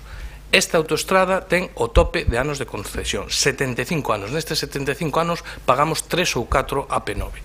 Segunda cuestión obxectiva, hai outras partes do Estado onde é o Ministerio de Fomento quen asume e costea as obras de ampliación ou de mellora dese tipo de redes viarias. Aquí non, aquí pagarán os galegos e galegas, usuarios e usuarias desa autoestrada. E por último, claro, hai que cumprir ca legalidade vixente, por suposto, pero claro, unha estafa legalizada con letras do BOE, non por estar legalizada con letras do BOE, deixa de ser menos estafa. E eu considero que os resultados finais da autoestrada AP9 son unha auténtica estafa ao povo galego. Gracias. Algo que engadir, Paco? Algo que engadir, Agustín? Sí, moi brevemente. O noso posicionamento é claro, apostamos por unha autopista xestionada en Galicia e para Galicia, non apoiaremos peticións demagóxicas e irrealizables e non somos coherentes. Creo que outros grupos ou non tiveron tempo de amosar a súa incoherencia ou, pois, simplemente dúas reflexións. A señora Pontón, que pertence ao Bloque Nacionalista Galego, votou en contra da transferencia da AP9 a Galicia, no Parlamento de Galicia estando o goberno bipartito. E os señores do PSOE, o señor que asinou o contrato e o Real Decreto que permite que agora a empresa poida repercutir a todos os galegos o custe das obras, é un señor que ten un nome, que é José Blanco. E o PSOE foi quen permitiu que as obras da autopista teñan que pagarlas todos os cidadáns de Galicia. Onte o presidente da Xunta deixou claro que el non vai permitir que se fagan obras na autopista do Atlántico a costa de que apaguen os cidadáns galegos.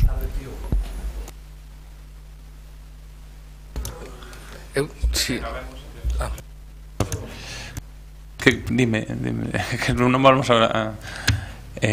Jorge, non queres intervir? Que segunda quenda? Si me permite, señor Hernández, porque xa sei que acabaron os turnos, pero por unha alusión. Intervencións por alusións. Sí. 2 minutos. No, senón... No, é que como só vivín unha vez e se me levantaron do pleno, entón non... No, alcalde, non se... Vale, moi ben. Vale, pasamos a votar, señor secretario. Votos a favor da emenda do BNG contra a suba de peaxes na AP9, con ese engadido de emenda do PSDG-PSOE de 9.2. Votos a favor? Sí, BNG, PSOE, Compostela Aberta. Votos en contra? Moción quedaría aprobada. Abstencións, lóxicamente, cero. A seguinte moción, que faltan 3 para rematar, é a do Partido Socialista sobre cumprimento das condicións básicas de accesibilidade e non discriminación. Paco. Gracias, señor alcalde. 1992, a Asamblea Xeral das Nacións Unidas declarou o 3 de decembro Día Internacional das Persoas con Discapacidade, conmemoración a que o Partido Socialista súmase cada ano. 2017, Nacións Unidas plantexou facer un especial fincapé na Convención sobre os Dereitos das Persoas con Discapacidade e a Xenda do 2030 que se compromete a non deixar a ninguén atrás e alcanzar o futuro que queremos, un mundo máis inclusivo e igualitario para as persoas con discapacidade. A disposición adicional terceira do Real Decreto polo que se aprobou o texto refundido da Lei Xeral de Dereitos das Persoas con Discapacidade e da súa inclusión social regula os supostos e prazos máximos de exigibilidade das condicións básicas de accesibilidade e non discriminación. O prazo que se establecía para espazos, produtos e servizos xa se cumpriu para aqueles que fosen de nova creación. O prazo aplicable aos existentes finalizou o 4 de decembro de 2017. Alcanzar a data do 4 de decembro de 2017 cun aceptable grau de cumprimento das condicións básicas de accesibilidade e non discriminación requeriría ter unha planificación adecuada ao traballo, así como dun esforzo orzamentario que o Goberno de España non realizou, pero que consideramos necesario exixir, aínda que sexa a data vencida. Por iso nos plantexamos as medidas necesarias para garantir as condicións básicas de accesibilidade, as 3 que propoñemos, elaborar un calendario que sinala as actuacións que levarán a cabo en cada un dos próximos meses en todos os ámbitos para dar cumprimento ás condicións básicas de accesibilidade e non discriminación no acceso e utilización de todos os espazos, produtos e servizos que sexan competencia da Administración Xeral do Estado co horizonte máximo dun ano. O Goberno presentará este calendario ante a Comisión das Políticas Integrais de Discapacidade, dotar nos próximos orzamentos xerais do Estado unha partida destinada a financiar as actuacións necesarias para cumprir cos compromisos derivados do bandito calendario e crear un fondo estatal de accesibilidade universal polo cal do orzamento executado en obra pública, infraestructuras e na sociedade de información un 1% se destina a accesibilidade física e tecnolóxica das administracións públicas. Grazas.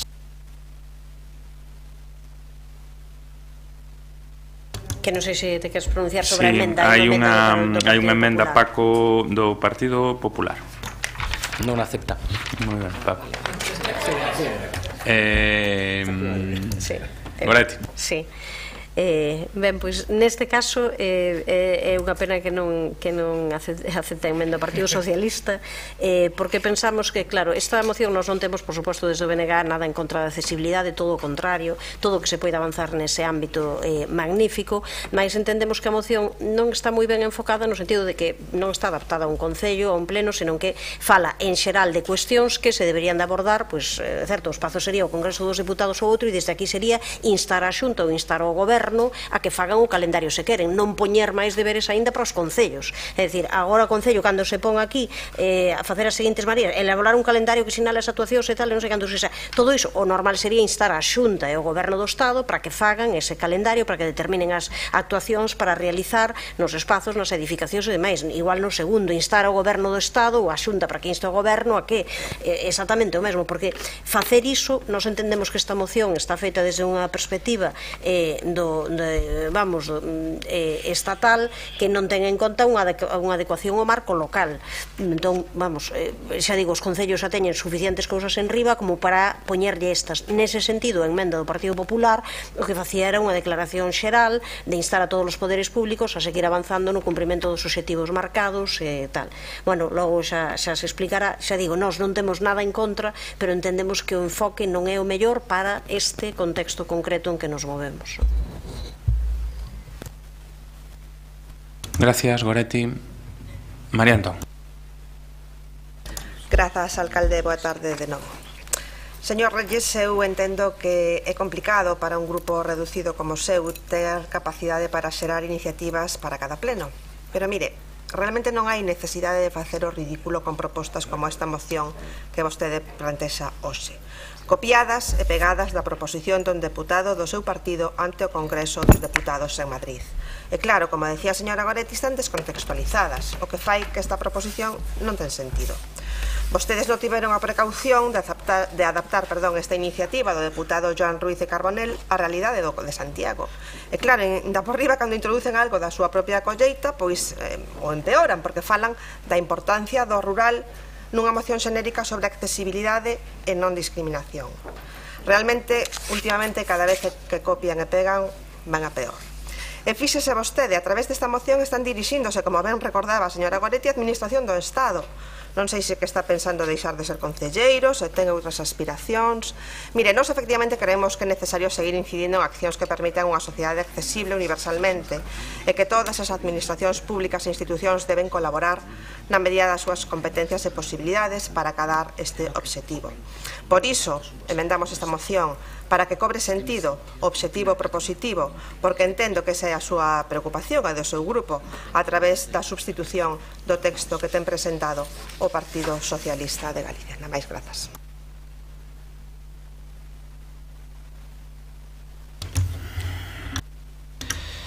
Bueno, pues compartindo parte dos criterios de ser unha moción xenérica con esa exigencia a nivel estatal que entendemos que habería que facela a todas as administracións, a mí sí me gustaría decir os traballos que está facendo este goberno municipal dentro dese calendario no cal xa falaba no punto primeiro Paco.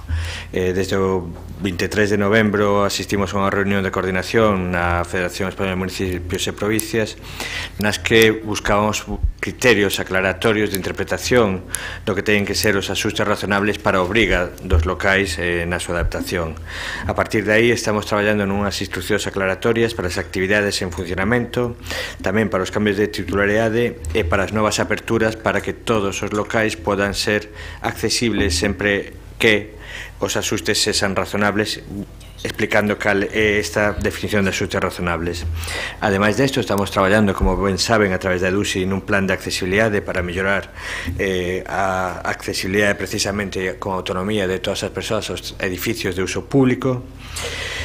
Por outra banda, estamos no relativo á accesibilidade no espazo público cun novo contrato para poder facer todas esas obras menores de accesibilidade que en canto a rebaixas ou elevacións de pasos de peóns que permitan un uso igualitario de toda a cidade por todas as persoas sin entender os seus problemas de mobilidade. En canto ao transporte público, na renovación de flota contemplada no novo prego de concesión de transporte público, figura que todos os autobuses terán rampla automática e manual e a obriga de sustituir o autobús en menos de 2 horas cando esa rampla automática non funcione. E por último, no tema de vivenda, bueno, pois estamos facendo un esforzo inversor para e de asesoramento ás comunidades para precisamente poder mellorar a accesibilidade de todas as vivendas. Por lo tanto, estamos traballando nese cumprimento. Sabemos que esta administración, igual que a maioría das que hai no Estado español, chegan tarde na aplicación deste decreto, pero pola nosa banda estamos iniciando ese traballo do que podemos dar conta ou podemos asumir o punto primeiro da demanda e unímonos a que esta obriga non debía ser só nin deste Concello nin do Parlamento e o Goberno estatal tal e como se fala, sino que tamén desde a Administración Autonómica, creo que desde todas as administracións deberíamos de comprometernos para poder facer unha cidade, un espazo público, uns edificios de uso público iguales para todos os cidadáns. Paco. Gracias, señor alcalde. Bueno, primero que quiero decir é que quedo particularmente cunha intervención de dona María Antón na que considera que é ridículo traballar a prol dos dereitos das persoas con discapacidade. Quedo claramente con iso. Segundo, mire, nos traballamos en rede como partido. Se vostede non lle interesa, vostede non lle parece ben, comprendo que vostede milite noutro partido diferente. Nós si temos capacidade de traballar en rede entre nós. Nós o que plantexamos fundamentalmente é dirixido á Administración do Estado porque é que ten incumprido o regulamento. E o que pedimos é que se incorpore uns orzamentos que o Partido Popular é incapaz de aprobar a nivel de todo o Estado, a nivel de Madrid. Porque estamos rematando o ano e non se ve un horizonte de que o Partido Popular sexa quen de aprobar eses orzamentos. E o que queremos é que a Administración do Estado, cando aprobe unha lei, cumpra os prazos con esa lei. Por suposto que non aceptamos a emenda do Partido Popular, entre outras cousas porque o Partido Popular o que pretende é eliminar os prazos que nos incluímos na nosa moción. Como fai sempre. O Partido Popular sempre imos seguir traballando. Pois nós o que queremos unha vez máis é que se poñan prazos, que se poñan calendarios e que os gobernos do Estado, neste caso que é que nos diriximos, gobernado por certo polo Partido Popular, comeza a cumprir dunha vez por todas con eses prazos e con eses calendarios. Por eso lle pedimos calendarios, como lle pedimos calendarios ao goberno municipal, no seu caso, como lle pedimos calendarios ao goberno da Xunta no seu caso, pero nesta moción dirixímonos efectivamente a quen aprobou unha lei en Madrid e que ten que cumprir. Moitas grazas. Gracias, Paco, Goretti. Bueno, eu non quería alongar esta sesión, pero a verdade é que quedei un pouco confundida agora, porque o que di a moción entendo que elaborar un calendario e tal, que sería para que o fixese o Concello, porque aquí non pon en ningún sitio instar ao Goberno do Estado, nin a Xunta. Bueno, enténdese esas... Os orzamentos xerais do Estado e un fondo estatal de accesibilidade. Cando se di o Goberno presentará este calendario ante a Comisión das Potencias, é o Goberno do Estado que se está dicindo. Bueno, desde logo, desde o punto de vista da redacción, está moi confusa. Que levarán a cabo en cada un dos próximos meses en todos os ámbitos para dar cumprimento ás condicións básicas de accesibilidade e non discriminación no acceso e utilización dos espazos, produtos e servizos que sexan competencia da Administración Xeral do Estado. No punto 2, dotar nos próximos orzamentos xerais do Estado e no punto 3, crear un fondo estatal de accesibilidade.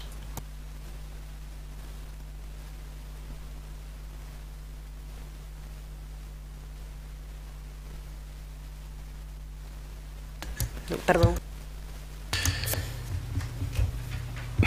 Efectivamente, lle falta eso, Goretti, pero da igual, non vamos a arranxar hoxe porque os copia e pega do Partido Socialista nunca acaban ben encaixados. E fixese, o alcalde vai ter que deixarme algún minuto máis porque claro que temos redes, señor Reyes, e como vostede copiou, eu tamén vou a copiar o argumentario que mandan desde Madrid e o vou ler.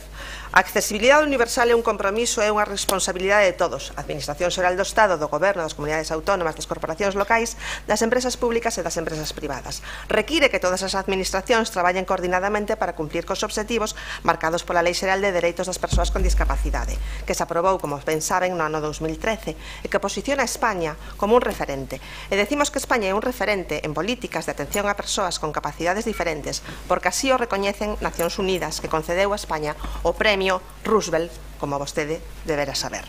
Porén, aínda que estamos satisfeitos polo conseguido, é certo que quédanos moito camiño por percorrer. Actualmente, estás a desenvolver desde o Centro Español de Documentación sobre Discapacidade as bases técnicas que servirán para realizar os estudios integrais sobre accesibilidade en cada un dos ámbitos públicos que identifica a lei, así como estudando a accesibilidade nos medios de transporte. Tamén se está a traballar na accesibilidade na Sociedade de Información desde o Centro Español de Tecnoloxías de Accesibilidade. Pola súa banda, encargouse a Fundación 11 os estudos integrais sobre accesibilidade tanto en espacios públicos e urbanizados como no acceso e utilización de bens en servicios públicos. Ademais, estáse a elaborar o segundo Plan Nacional de Accesibilidade cumprindo co establecido pola Lei Xeral.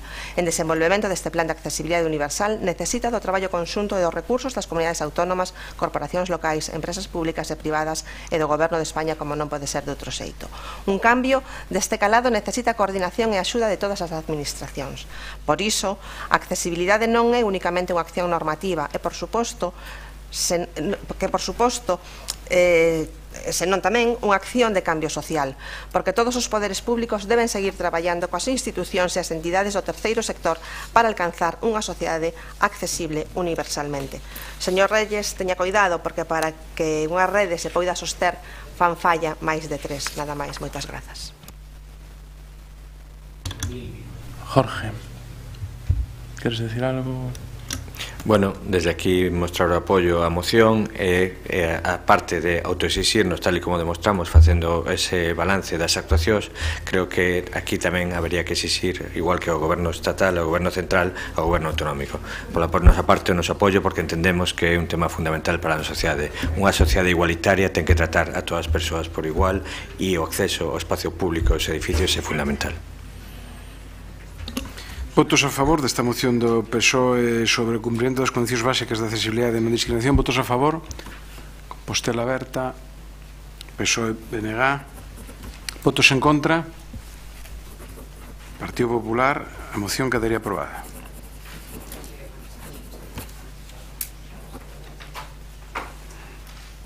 Pasaríamos a penúltima das mocións, que é do Partido Socialista, e esta é para a equiparación salarial entre as diferentes categorías de persoal sanitario e non sanitario do Sergas, cos restantes servicios autonómicos de saúde. Señor Paco Reyes.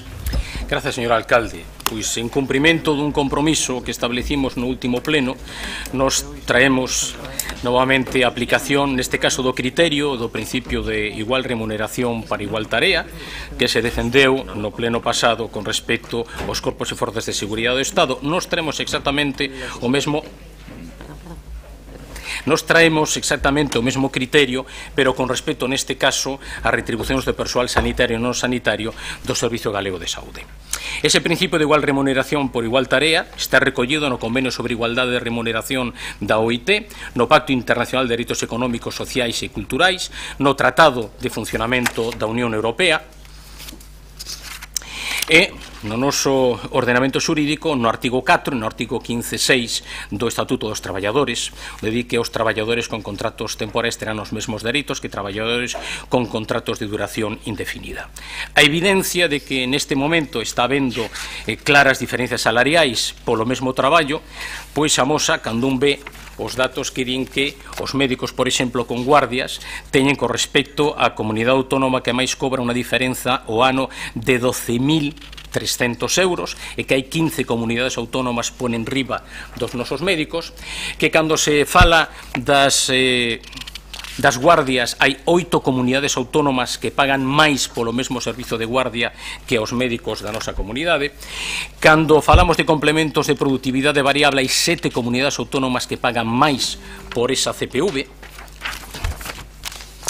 Que cando falamos da carreira profesional hai 3.000 euros de diferencia con aqueles que cobran máis, neste caso Cataluña, e que o que fai referencia ao personal sanitario non facultativo ten 3.100 euros o ano de diferencia que a comunidade que máis cobra, neste caso Navarra, e o persoal non sanitario é 3.000 euros o ano de diferencia co persoal que máis cobra, que neste caso é do Servicio Valenciano. Eso sí, nos estamos a cabeza concretamente do que foron os recurtes nos salarios. Somos a terceira comunidade autónoma que máis perdeu en retribución fixa.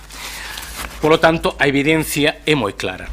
Eu tamén quero dicir que se justifica pola defensa da orde constitucional, que tamén se falaba na moción que falaba das corpos e forzas de seguridade do Estado, porque claro, a cláusula do Estado social e democrático de dereito do artigo 1 da nosa Constitución e do artigo 9.2 da nosa Constitución di claramente que corresponde aos poderes públicos promover as condicións para que a liberdade e a igualdade dos individuos e dos grupos sexan reais e efectivas.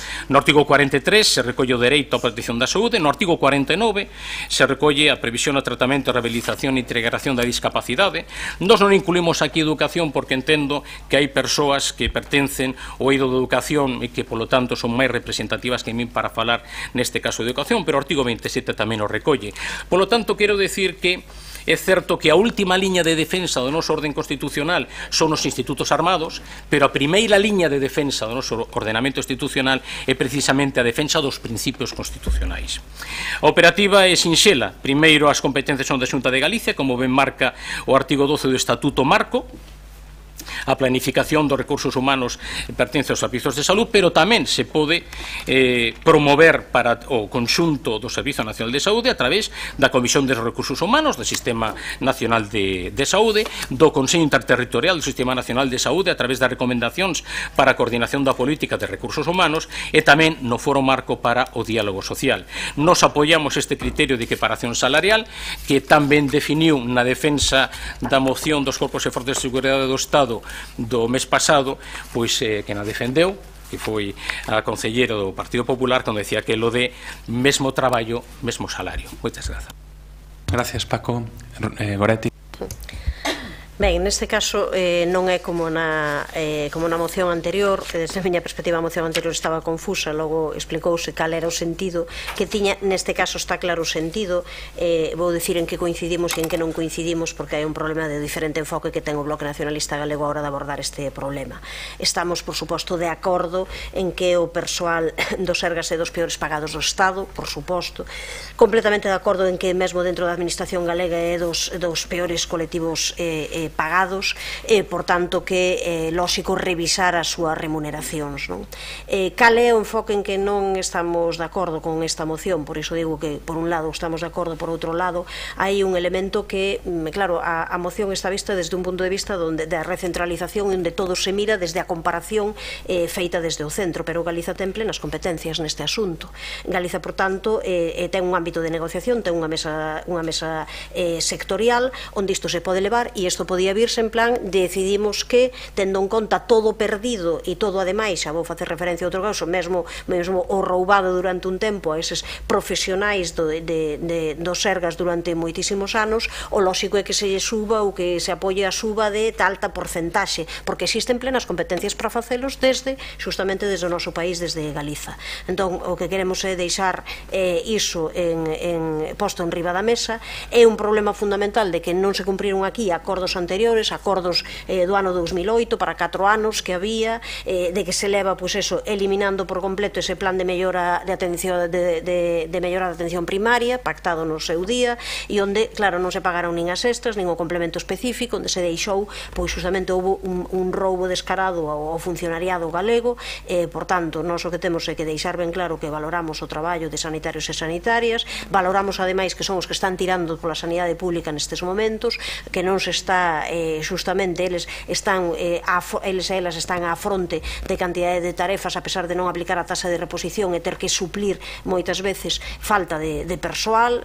Hai un traballo moitísimo maior, mas entendemos que esta cuestión da subida, neste caso, de salarios, absolutamente lóxica, debería abordarse desde o noso país, que ten competencias, e non desde unha perspectiva comparativa, que ao fin e ao cabo é unha das perspectivas máis recentralizadoras. Existe que se leve á mesa de negociación, a ese ámbito da mesa sectorial, e Galiza ten plenas competencias para marcar unhas condicións salariais dignas, que é o que teñen que ter o conxunto de persoal sanitario e sanitaria, que sen el é evidente que a sanidade pública nestes momentos xa estaría defuncionada.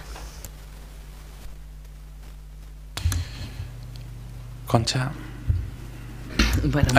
Perdón, Maite, disculpa. Non hai problema. Boa noite. Bueno, o Grupo Parlamentario Popular vai a votar en contra desta moción.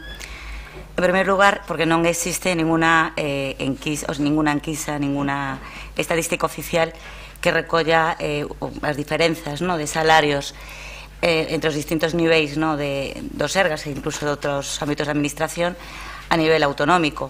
De feito, na exposición de motivos da moción non se recolle ningún dato.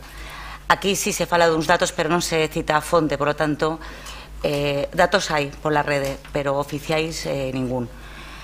Ademais, é moi curioso non que só se fale dos Sergas e non se fale de outros niveis da administración galega, que non se fale de educación, que non se fale do funcionariado en xeral dos Sergas. Eu non sei se o señor Reyes nos vai a deixar pronto e se vai reincorporar ao seu posto de traballo e, polo tanto, está xa mirando un pouco, reivindicando dereitos sindicais dende o pleno do Concello, pero, bueno, é unha broma.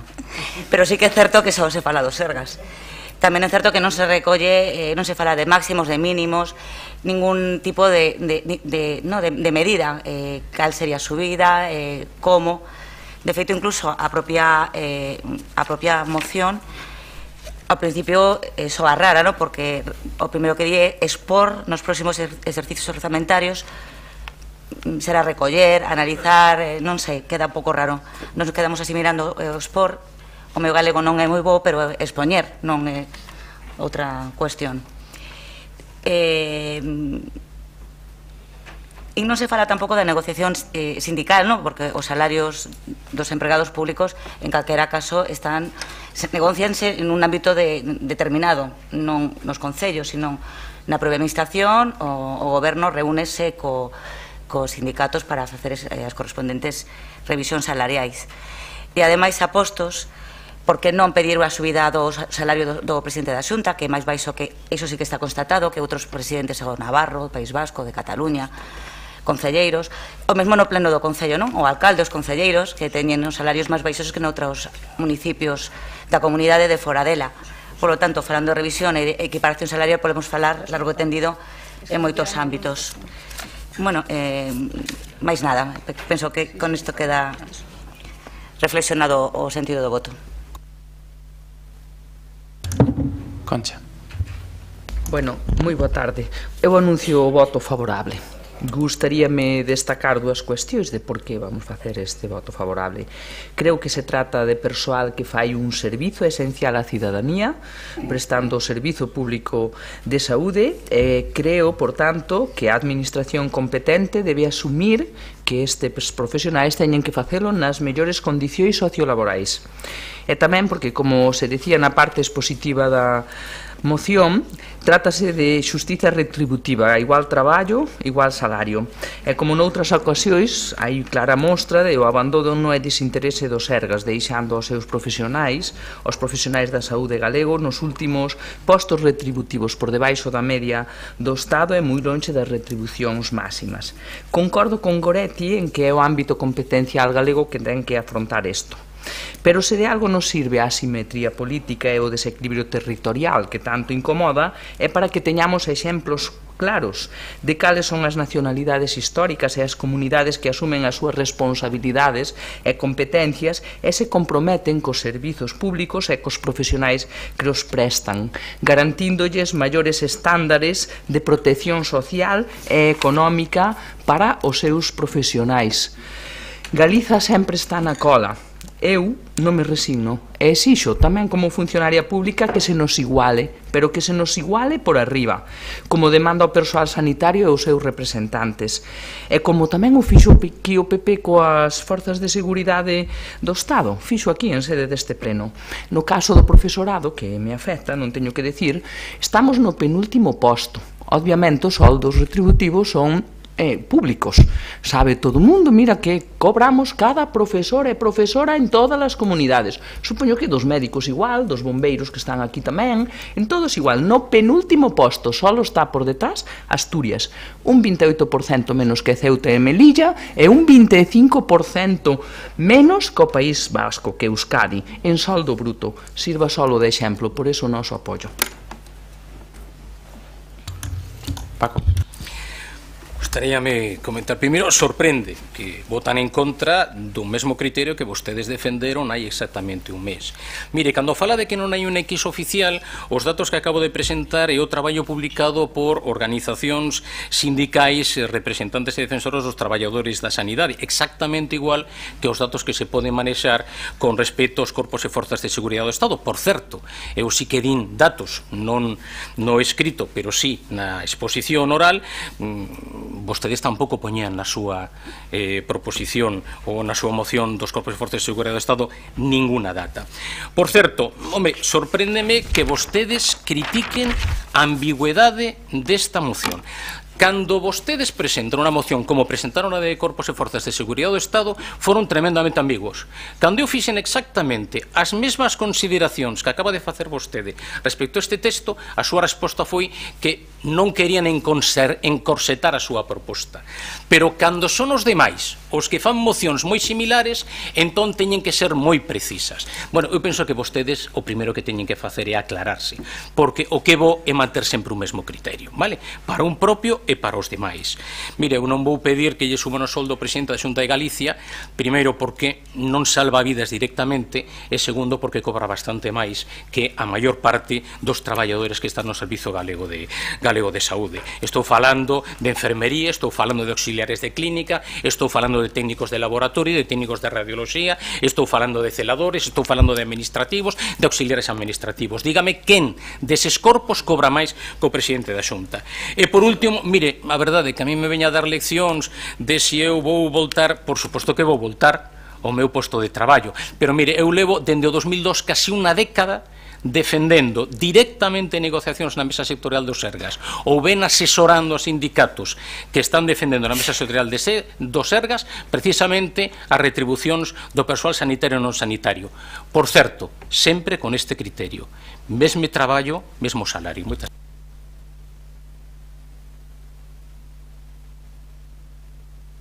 Sí, desde logo teño claro que os traballadores, as traballadoras do Sergas, estou segura de que, vamos, alucinarían, non? Xa a estas horas de noite, alucinarían se se lles di que o que se propón aquí é que se lle suba ao presidente Feijóo, que é justamente quen se está cargando a sanidade pública, quen está facendo justamente, pois, ese, pasando dese plan de mellora da atención primaria, quen non lle afecta nada algo pactado, elimínao, quen está, pois, eliminando as melloras laborais de conciliación, as melloras de retribucións salariais. O certo é que, bueno, é así algo un pouco esperpéntico, non? Con absolutamente todo o traballo e todo o que lle debemos a traballadores e traballadoras da sanidade pública, non? Que se poña iso en riba da mesa e que se poñan tamén as contradicións de algo que nós tamén dicíamos, non? E que agora tamén o portavoz do Partido Socialista acaba de dicir, non? Cando se fala de equiparación, cando se falou noutros momentos aquí de equiparación, pois era unha cuestión política. Está claro que dependendo do que se vota unha cousa ou outra. A cuestión está en que temas, que é o que poñemos en riba da mesa. Desde a nosa perspectiva, aparte de deixar claro que tamén hai inquéritos por comunidades autónomas, iso existe, que se podría poñer en riba da mesa, no espírito da proposta do Partido Socialista está equiparar por arriba, está sempre, pero unha maneira diferente de presentalo, e sería pola que o BNG abogaría, é por unha suba de tal porcentaxe que é o que precisa justamente por todo aquilo que estivo perdendo durante todo este tempo, que lle foi roubado, e ademais porque existe a posibilidade legal, porque temos todas as competencias no sistema sanitario para facelo. De aí a nosa posición de abstención, deixando claro que, por suposto, entendemos que todo o funcionariado e todo o persoal que traballa para os Sergas debería ter unhas mellores retribucións das que ten neste momento. Maite, algo que añadir? Sí, bueno, cando falamos de forzas do Estado estamos falando de unha competencia estatal, o sea, estamos falando do mesmo pagador. Cando estamos falando do mesmo empregador, cando falamos do Sergas estamos falando de unha competencia autonómica, por lo tanto, cada autonomía ten capacidade para regular, non é o mesmo caso, por lo tanto, non é o mesmo caso. O caso de Sergas, evidentemente, o máximo respeto para todos os traballadores que adican a súa maior ilusión incluso cando están atendendo as nosas vidas. Tamén incluímos persoal non sanitario, non só sanitario, que estamos falando pois, de alguén que me queda cerca que está traballando nos Sergas de administrativa na Xunta de Galicia. Hai outra persoa que está na educación facendo o mesmo traballo e non se está pedindo a igualdade salarial. Iso que estou a dicir co tema dos Sergas, estamos metendo todo no mesmo saco. Co tema do presidente da Xunta, evidentemente, era unha forma de elevar un pouco ao extremo o que igual salario, igual traballo, quero dicir, igual salario, igual traballo para todos, quero dicir, non só para determinados empregados públicos, sino para todas as persoas que adican a súa vida o que é o sector público. Aí estaríamos todos comprendidos dentro dese saco, digamos, elevando un pouco, exagerando un pouco a cuestión, evidentemente. Non estou pidiendo que, vamos, o presidente da Xunta, se quere subir o soldo, pois mira, o tenase aos manos, que lo meta nos orzamentos e leis da comunidade autónoma. Está un pouco exagerando o que é o debate, un pouco elevando o extremo. E penso que nada máis. Creo que está claro. A competencia é autonómica, é distinto o caso da policía, dos corpos de seguridade do Estado, totalmente distinto, porque estamos falando de distintos empregadores e non do mesmo empregador. A mesma persoa, policía aquí, policía alá, debería cobrar o mesmo, pero por ese motivo, nada máis. Algo que decir, Concha? Non? Señor secretario, tomemos ya a palabra. Vamos a pasar a votación. Votos a favor da moción de PSOE para a equiparación salarial entre as diferentes categorías de persoal sanitario e non sanitario do Sergas con restantes servicios técnicos de saúde. Votos a favor. Compostela Aberta, PSOE. Votos en contra. Partido Popular. Abstencións. BNG, moción quedaría aprobada. E pasaríamos xa a última moción do día que presenta por Compostela Aberta en defensa da dignificación profesional do Servicio de Prevención e Extinción de Incendios e que vai a defenderse. Ben, gracias, señor alcalde. A Lei 5/2007 do 7 de maio de Emerxencias de Galicia recolle, entre outras, o relativo ao Servicio de Protección Servicio de Prevención, e Extinción de Incendios e de Salvamento. Nesta lei indica que a Xunta debe homoxeneizar no prazo de 3 anos as prestacións e condicións de traballo en todo o territorio de Galicia deste servicio e, ademais, que no prazo dun ano promoverá a elaboración dun regulamento do bombeiro profesional e do voluntariado. Levamos 10 anos de retraso con isto. A homoxenización das prestacións e condicións de traballo e a elaboración deste regulamento é fundamental para dotar o noso país dun servicio de prevención e extinción de incendios moderno e que dé resposta aos novos retos en materia de emerxencias que temos e que están por vir. O persoal deste servicio caracterízase pola súa profesionalidade e a preparación para cubrir situacións, para atender situacións cada vez máis complexas, afastadas das tarefas que tradicionalmente tiñan atribuídas. Debemos ter en conta tamén os especiais traballos nos que deben de manexar maquinaria, ferramenta técnica e perigosa, que está moi por encima do grupo que actualmente ostentan que un C2 os bombeiros condutores e comparable claramente en manexo ao armamento da policía, que está en unha categoría superior, C1, ou oficiais de primeira de calqueiro oficio. Tamén, e hai que salientar, é imprescindible que dominen especialidades profesionais como coñecementos sanitarios, electricidade, estruturas, rescate en altura, rescates acuáticos ou subacuáticos, etc.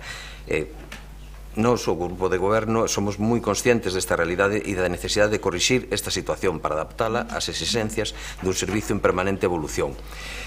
É imprescindible valorar correctamente ese nivel de preparación creando a figura de bombeiro condutor especialista que permita a reclasificación dos actuais bombeiros condutores en coherencia ca realidade do seu traballo.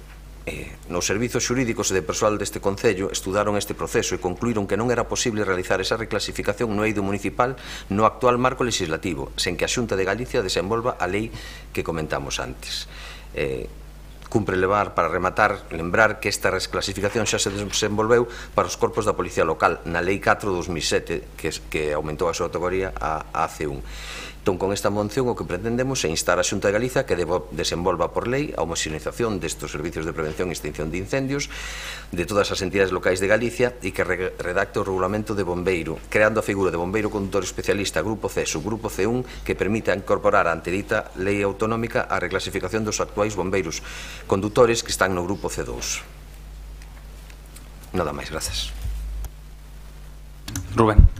Sí. Moitas grazas, señor alcalde, e boa noite tamén os compañeiros do Corpo de Bombeiros que tiveron a paciencia de aguantar hasta estas horas para este punto de orde do día. O primeiro que quero dicir é que o Bloque Nacionalista Galego vai a votar a favor desta moción de Compostela Aberta, pero non tanto por convicción da utilidade, sino porque entendemos que certamente a literalidade e o sentido e o espírito que acaba de comentar o Concello de Xanduro non nos parece mal, pero creemos que non soluciona o problema de fondo. De feito, creemos que a efectos prácticos non vai a servir para nada, porque como dicía Agustín un punto anterior, claro, supostamente o máis realista podería ser isto, unhas condicións de certa normalidade. O problema cal é que, a resposta da Xunta de Galiza a esta petición é un pouco máis que previsible, non? Cal vai ser a contestación da Xunta de Galiza? Xa lle adianto eu antes de que formule a petición. Que hasta que se aclare o modelo xestión dos consorcios provinciais, isto non toca, non? Ante iso, podemos dicir amén ou podemos facer outras cousas.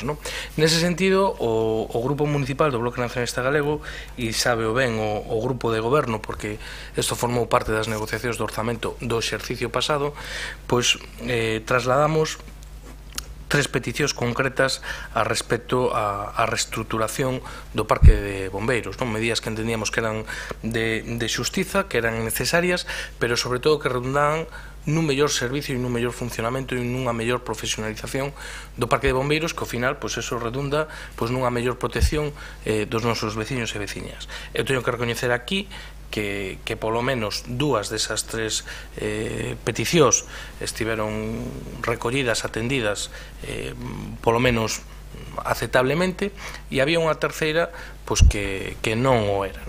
Nese sentido, nós creemos que o bombeiro condutor especialista é unha reivindicación que, a parte de xusta, existen precedentes noutros ámbitos da xeografía do conxunto do Estado que avalan que isto, desde o noso punto de vista, como tal de política se podría facer de xeito unilateral por parte do Concello de Santiago. É certo, como vostede comentaba, que teñen desde o grupo de goberno informes, non sei se de personal ou personal e dos servicios xurídicos, que lles din que isto precisa dunha modificación regulamentaria por parte da Xunta de Galiza. Eu creo que en outras ocasións que existiron informes que teñan unha orientación determinada ante cousas que cando menos son interpretables, cando se pode obxectivizar que en outros sitios se teñen feito de outra maneira, que existían outras vías para intentar forzar un pouco máis a cuestión. Nós, desde logo, creemos que merecería a pena e creemos que se podería facer, porque, como digo, vamos a votar a favor, pero sendo tremendamente escépticos do resultado práctico que vai a ter isto. Gracias, Rubén. Paco? Nos compartimos a necesidade de reforma de estructura de funcionamento do noso Corpo Municipal de Bombeiros, particularmente por dous cuestións. Unha delas, fundamentalmente, que hai que abrir tamén o traballo non soamente o que é a extinción dos fogos, senón tamén a prevención, e, polo tanto, vai requerir determinadas traballos e determinadas capacidades. E, por outra banda, porque nos entendemos que existe un futuro que non renunciamos, e, polo tanto, que é a preparación dese futuro Parque Comarcal de Bombeiros. Claramente, os bombeiros teñen moi claro que o que entende que teñen que facer, eles teñen traballado dunha maneira importante, como así nos lo transmitiron os representantes dos empregados públicos do Parque de Bombeiros, que lles dou a benvida e lles agradezco que estean presentes neste pleno, ademais, a esta hora xa un pouco avanzada.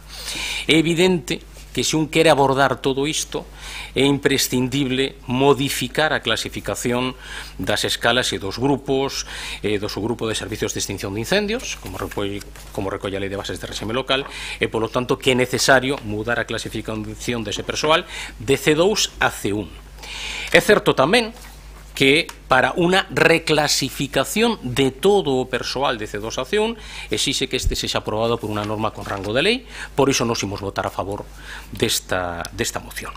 O que tamén é certo é que non temos por que quedarnos simplemente con instar a Xunta e pedirlle que aprobe esa lei e que desenvolva o regulamento para poder dar esa reclasificación. É certo que se pode ir dando pasos. E se pode ir dando pasos, por exemplo, cunha modificación da relación de postos de traballo, cunha promoción interna, que non habrán que o 100%, evidentemente, pois non ser unha reclasificación encuberta, pero claramente se pode ir avanzando nese sentido. Segundo, establece o artigo 18 do Estatuto Básico do Empregado Público e o artigo 14 tamén do Estatuto Básico do Empregado Público con dereito á promoción interna. Existen antecedentes no Estado, estou pensando no Concello de Palencia, estou pensando en Córdoba, que eu penso que ao menos permiten avaliar a posibilidade, estudar a posibilidade e, se é posible, avanzar nese sentido. Porque o que sí coincido ca exposición que acaba de facer o voceiro do Bloque Nacionalista Galego é que, claro, dicirlle neste caso non exactamente os empregados públicos do Parque Municipal de Bombeiros, senón os veciños e veciñas que reciben os servizos destes empregados públicos, que o que non poden facer é esperar a que a Xunta de Galicia decida publicar e aprobar ou non a lei. Eu entendo que o mínimo é tentar de avaliar outras posibilidades que en outros concellos si se teñen levado adiante. O noso voto vai ser favorable en calquera caso a esta moción. Moitas gracias. Gracias. Manuel. Sí.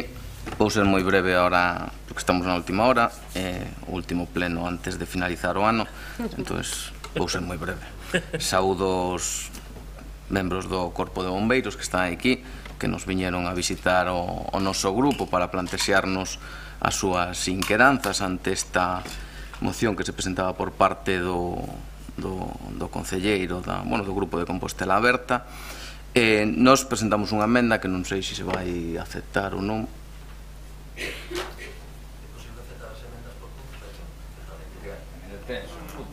Estamos moi tarde, está a concentración de CO2 moi alta. Non empecemos a nova modalidade de emenda da noite, non, logo aclaramos, Manuel, logo no segundo turno, porque xa me estou vendo, despois da transacción en boche, despois de la engade que non sei que, ahora a emenda por puntos, non. Non pode ser. Sigue, perdona, Manuel, sigue. Non pasa nada. Simplemente preguntaba, porque como non se puxo de manifesto na intervención, entonces nos presentamos a emenda básicamente por un aspecto fundamental, que pensamos que se quedaba corta nun tema que fai referencia a que se homoxenicen o que son os servicios de prevención e extinción de incendios, os que nos parece totalmente correcto. Fai referencia tamén a que se leve a cabo que é o desarrollo regulamentario, pero cando se centra nese desarrollo regulamentario, centrase única e exclusivamente no que é o tema da reclasificación do C1 ao C2, que nos parece correcta, non temos nada que dicir en contra, pero nos creemos que nun servicio de prevención e extinción de incendios que na actualidade en Galicia e tamén na maior parte do resto de España se está a desenvolver en base ao que a labor que desarrollan estes profesionais, porque non teñen unha lei estatal, unha legislación básica sobre as súas funcións, non existe, digamos, unha doutrina que vaya máis alá do que a propia práctica que están desenrolando estes profesionais e que se van transmitindo duns a outros e que o están facendo, además, perfectamente, unha labor que nos temos que alabar. Creemos que a hora de levar a cabo ese desarrollo regulamentario que marca a Lei de Emerxencia de Galicia, por iso introducimos a emenda, pois que hai que ter en conta, por iso puxemos, no que se recollan previa negociación as demandas feitas polos profesionais dos servicios de prevención e extinción de incendios de Galicia, o tema das reclasificacións de personal, o tema da homoxeneización, etcétera, etcétera, etcétera. Porque, vale, ahora creouse un grupo de traballo, pero claro, xa se puse aquí de manifesto antes. No 2007 xa se dixo que había que levar a cabo un desarrollo regulamentario, estamos no 2017, entonces, home, creouse un grupo de traballo, algo, pero parecenos totalmente insuficiente e parecenos insuficiente que non se teñan en conta outro tipo de demandas que deberían recollerse nese regulamento onde se estableza dunha vez como se ten que regular desde un punto de vista o que o desenrolo desta profesión. E o segundo punto era simplemente instar o equipo de goberno a que previo os informes técnicos e xurídicos no seu caso estude e no seu caso impulse esa reclasificación, que Santiago fora un exemplo en Galicia desa reclasificación. Si, como nos comentou anteriormente o concelleiro, xa existen eses estudos, nos descoñecíamolo, a nos os representantes dos profesionais do Servicio de Prevención e Extinción de Incendios de Santiago dixéronnos que esta era unha das súas inquedanzas, recollémola aquí, entonces creo que se pode reconducir perfectamente a que Santiago impulse tamén diante da Xunta o tema da reclasificación para que se modifique a normativa nese sentido. Entonces non vemos obstáculo ningún a aceptar a nosa emenda. Xa digo, nos parecenos correcto, totalmente de acordo en que se leve a cabo o que é un novo regulamento, que se desenrole o que é o disposto na Lei de Emerxencias de Galicia, que xa ven sendo tempo de facelo despois de 10 anos, pero eso sí, que se recollan as demandas feitas por estes profesionais, porque son eles os que saben como hai que desenrolar este tipo de actividade, veñeno desenrolando durante todos estes anos, e creo que é algo, home, polo menos que se merecen. Entonces, nese sentido, ese era o senso da nosa emenda. Moitas gracias, Manuel. Segunda quenda, Xan, se queres. 20 segundos. Como dixen antes, nos temos 3 informes desfavorables de técnicos do Concello sobre esta iniciativa. Ningún a favor. Sí que hai sitios do Estado que teñen desenvolvido isto, porque teñen outras normativas propias desenvolvidas, e logo todos os partidos que hai representados neste pleno gobernan distintos concellos e non vexo que ningún deles se desenvolvera o que están pedindo que desenvolva este goberno. Xa sei que facer oposición é unha cousa e gobernar é outra, pero bueno, eu creo que había que aplicarse o conto a todos. Insisto, estudamos este tema, seguimos estudando, pero polo de agora non temos respaldo técnico para poder desenvolver esa reclasificación. Por eso, por elevación, instamos os que son os verdadeiros responsables desta modificación que a fagan no menor tempo posible. Rubén. Sí, eu son unha cuestión.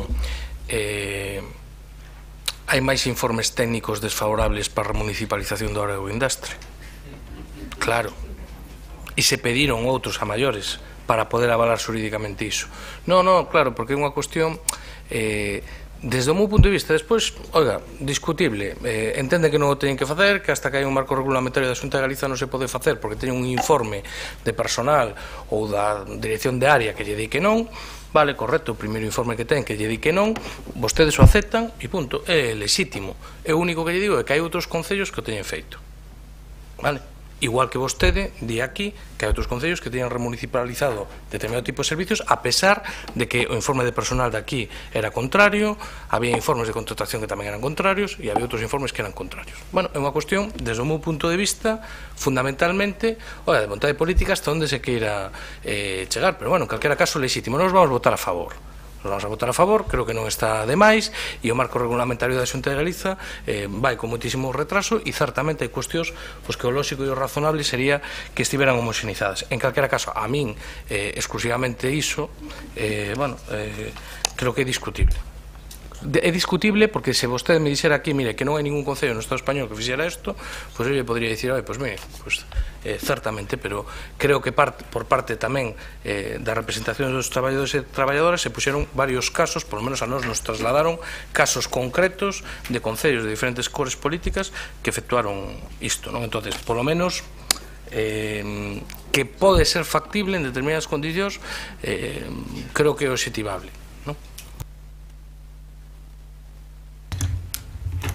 Paco.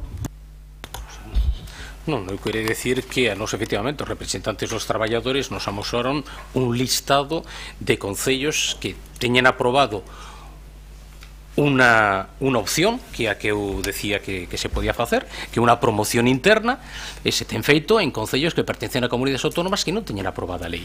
Por lo tanto, non o que plantexamos é, xa sabemos que a reclasificación non a pode facer motu propio concello, pero que pedimos é que se aborde e que se estude a posibilidade dunha promoción interna. Este concello está en plena promoción interna doutras categorías, pois que se faga a posibilidade de avaliar unha promoción interna tamén para dar esta resposta cumprindo a lei, pero de alguna maneira superando unha limitación que temos que non ter aprobada a lei.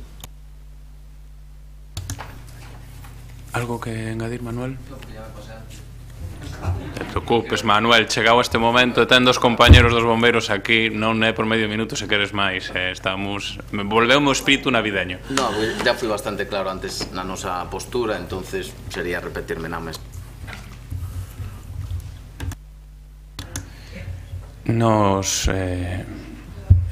sí que quería engadir unha cousa polo dito aquí, non por entrar en debates, pero sí que quería decir que entendemos que a reivindicación do corpo é xusta e se evidentemente a Xunta non ten ningún tipo de vontade de desenvolvemento do regulamento, estudiaremos outras alternativas, pero animamos a todos os grupos municipais a que poñan casos concretos dentro de Galiza. Vale? Non, animámolos. Vale? E recollerémolos con todo o interés que recollemos tamén na municipalización. Imos a someter a votación. Hai unha emenda de sustitución. Non se vai a aceptar.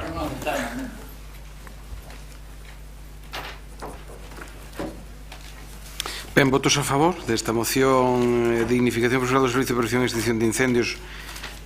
Votos a favor, Compostela Berta, Benega, PSOE, unanimidade. Bueno, pois tede unhas boas festas e levantamos a sesión.